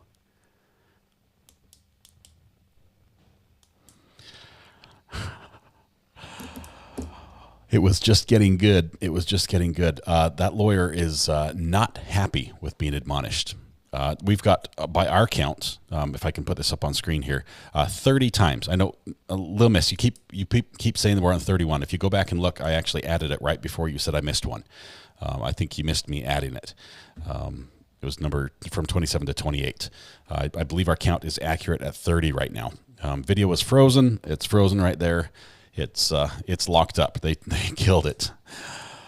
Oh man, the whole thing's frozen. The admonishment is when the judge stops everything and says, "Hey, you're misbehaving. You're doing it wrong. Knock it off." That's admonishment. If you were to grab your kid and pull him aside and say, "Hey, what are you doing? What are you thinking? Knock it off. That's not appropriate." That's an admonishment. Okay, the judge did that with this attorney, and it's happened several times. We want to talk about that just a little bit. So, first of all, let's see. The protocol to follow the stimulus, if there were gunshots, what they're supposed to do is different than if there are not gunshots. So there were two stories that were being played out, the clearing room by room and how long it takes. That's if there's no gunshots. If there are gunshots that are heard, the protocol is to run towards those gunshots, even if you're by yourself. And the state did a good job drawing that out at the end of the redirect. The patching the channels together, for those who are not familiar with that, I do ham radio. I'm a ham radio operator. I'm very familiar with channels. Imagine that you have a little walkie-talkie, okay, that is on what's called an FRS walkie-talkie here in the U.S. It's Family Radio Service. It has, 16 channels or something like that.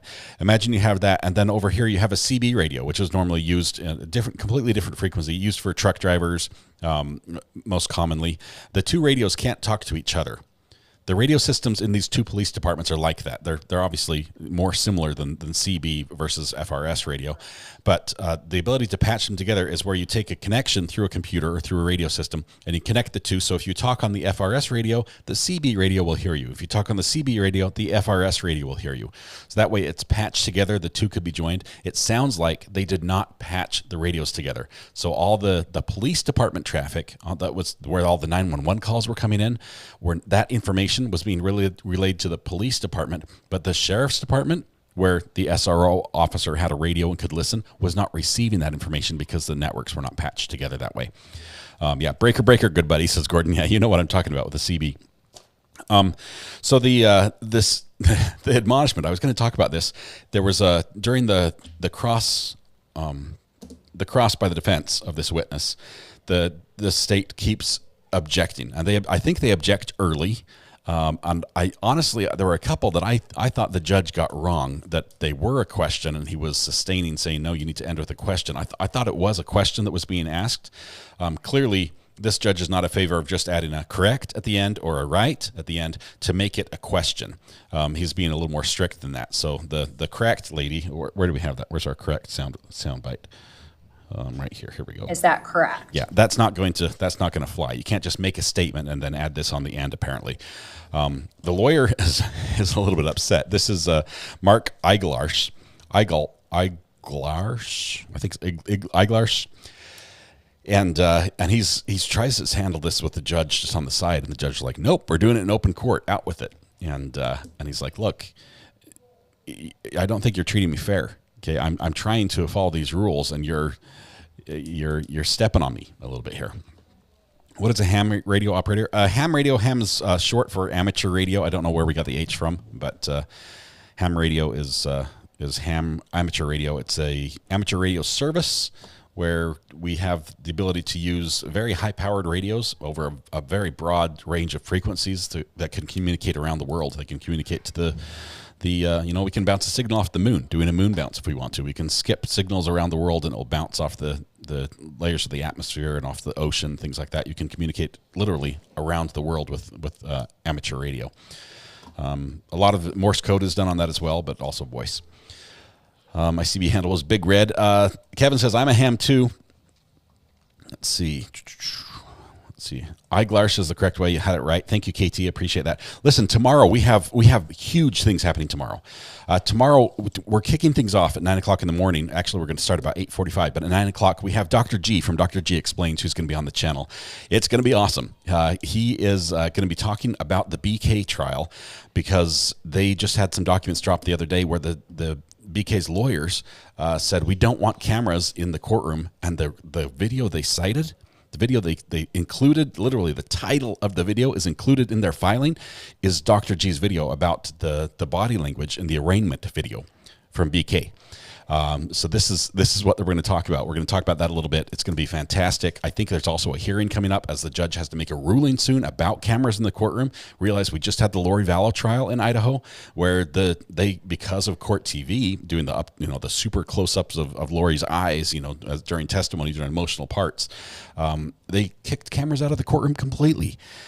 So it's going to be interesting. Yes, we do have a command. You can enter it right here. If you do !DR, it will say this is a message. But if you do it again, I'll fix that tonight, I promise. If you do it again, it will put the link for Dr. G Explains his channel up on the screen. So the next time it happens, within the next 60 seconds, hoping somebody does that. It's going to work. My wife is bringing back my phone. Awesome. So the burn phone's been gone. What's that? So that's what we've got. That's what we've got going on there. We are going to wrap things up here. I've got. My wife answered the burner phone. Hey, let's see. Cruiser Chris, are you there? I'm not getting my audio. I'm not getting audio to you on the channel. It's not coming over. I think that because of the way the call was answered, it wasn't plugged in. So I can talk to you off the air, but I can't bring you on the air. All right. Okay. Sorry, my friend. All right. Okay. We have, let's see. Dr. G has awesome videos. Check him out. There's his link right there. I'll fix the other one so it works. So that's going to happen. That's tomorrow. Then I can't gush enough about this. Brandy scored a huge get. She has an amazing interview coming up on Monday. We're going to have court as well, so we're going to be here. But I might just be spying a little bit. I'm a little bit distracted while she does an interview with defense counsel in the NFL football trial, which is just awesome. Okay. Anything else we need to cover? Oh yes. Also tomorrow's Friday. We have our podcast at 8 p.m. tomorrow night. Thomas and I are going to be on the podcast. If you missed that before, you're missing out. You really are. Please join us. It's a lot of fun. Why did the judge admonish Mark? He admonished him because he can't seem to ask a question appropriately. He's asking very leading questions where he's testifying and presenting evidence and not eliciting responses that would present the evidence. The state is very quick on catching every single one of these. We have 30 times this has happened so far, basically. And the judge is sick of it, quite honestly. You can tell he's not happy. Yeah, and it's also, Sharon, it's No Pants Friday tomorrow. So I expect all of you to be in shorts or less. Dress, a skirt, whatever. Yeah. I guess I'll just stop talking on that one. Court proceedings are public. There should be a rule against banning cameras. Tower Hill Girl, there are rules. They're different from state to state. We're going to look at that. There is a public interest that has to be considered. And in Idaho, they have to be able to articulate why it's okay to ban cameras. So they need to have very good reasons here. Samantha, thank you about the podcast. It is great. Matthew Harris dropped a new video today. Your silence can be used against you in trial. I can't wait to see that. I was looking at lunchtime and I didn't see it, but if it just dropped, I will go back and check that.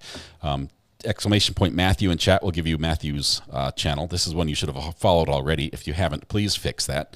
Please follow him. That would be awesome. So yeah, it's always a hard time balancing the right of the public and the privacy of the individual. Right. And this is what I get. Is there an expectation of privacy in court? Is there an expectation of privacy in a public setting? I don't know. This is a discussion we need to have. But can we do a police chase? Who's going to be the runner? Baby, are you volunteering? Oh man, it's going to be great. This is going to be a fun weekend. It's going to be amazing. I'll tell you, I'm very concerned about next week because I don't think I leave for camping until like midday if I verify. So I'll be able to watch Brandy's live stream, but I was going to be gone camping all week long. My LiveView Solo transmitter, the same equipment they use to get court feeds from all these different trials that I've ordered, has not arrived yet, and they still have not shown it ship.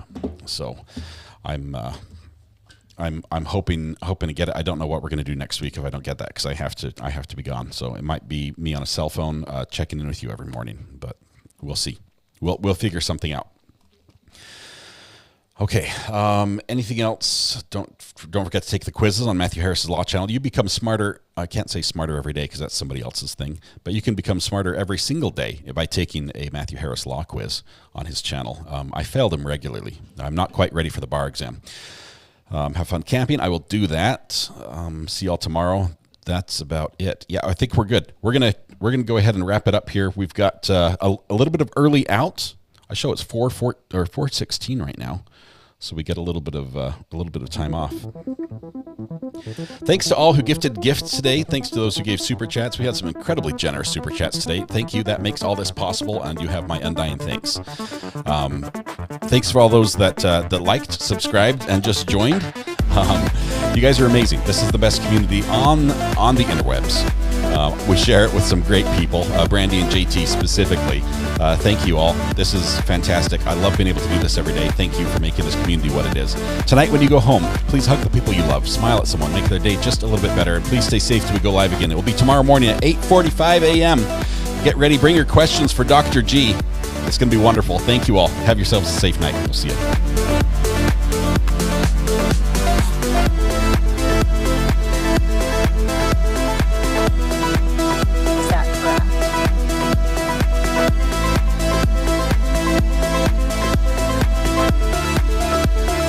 Is the next search on February 28, 2020? 7:44 p.m. How, does the FBI find people? And people is misspelled P-E-O-O-P-L-E. Did the defendant find out how the FBI finds people in this case? Oh, she found out.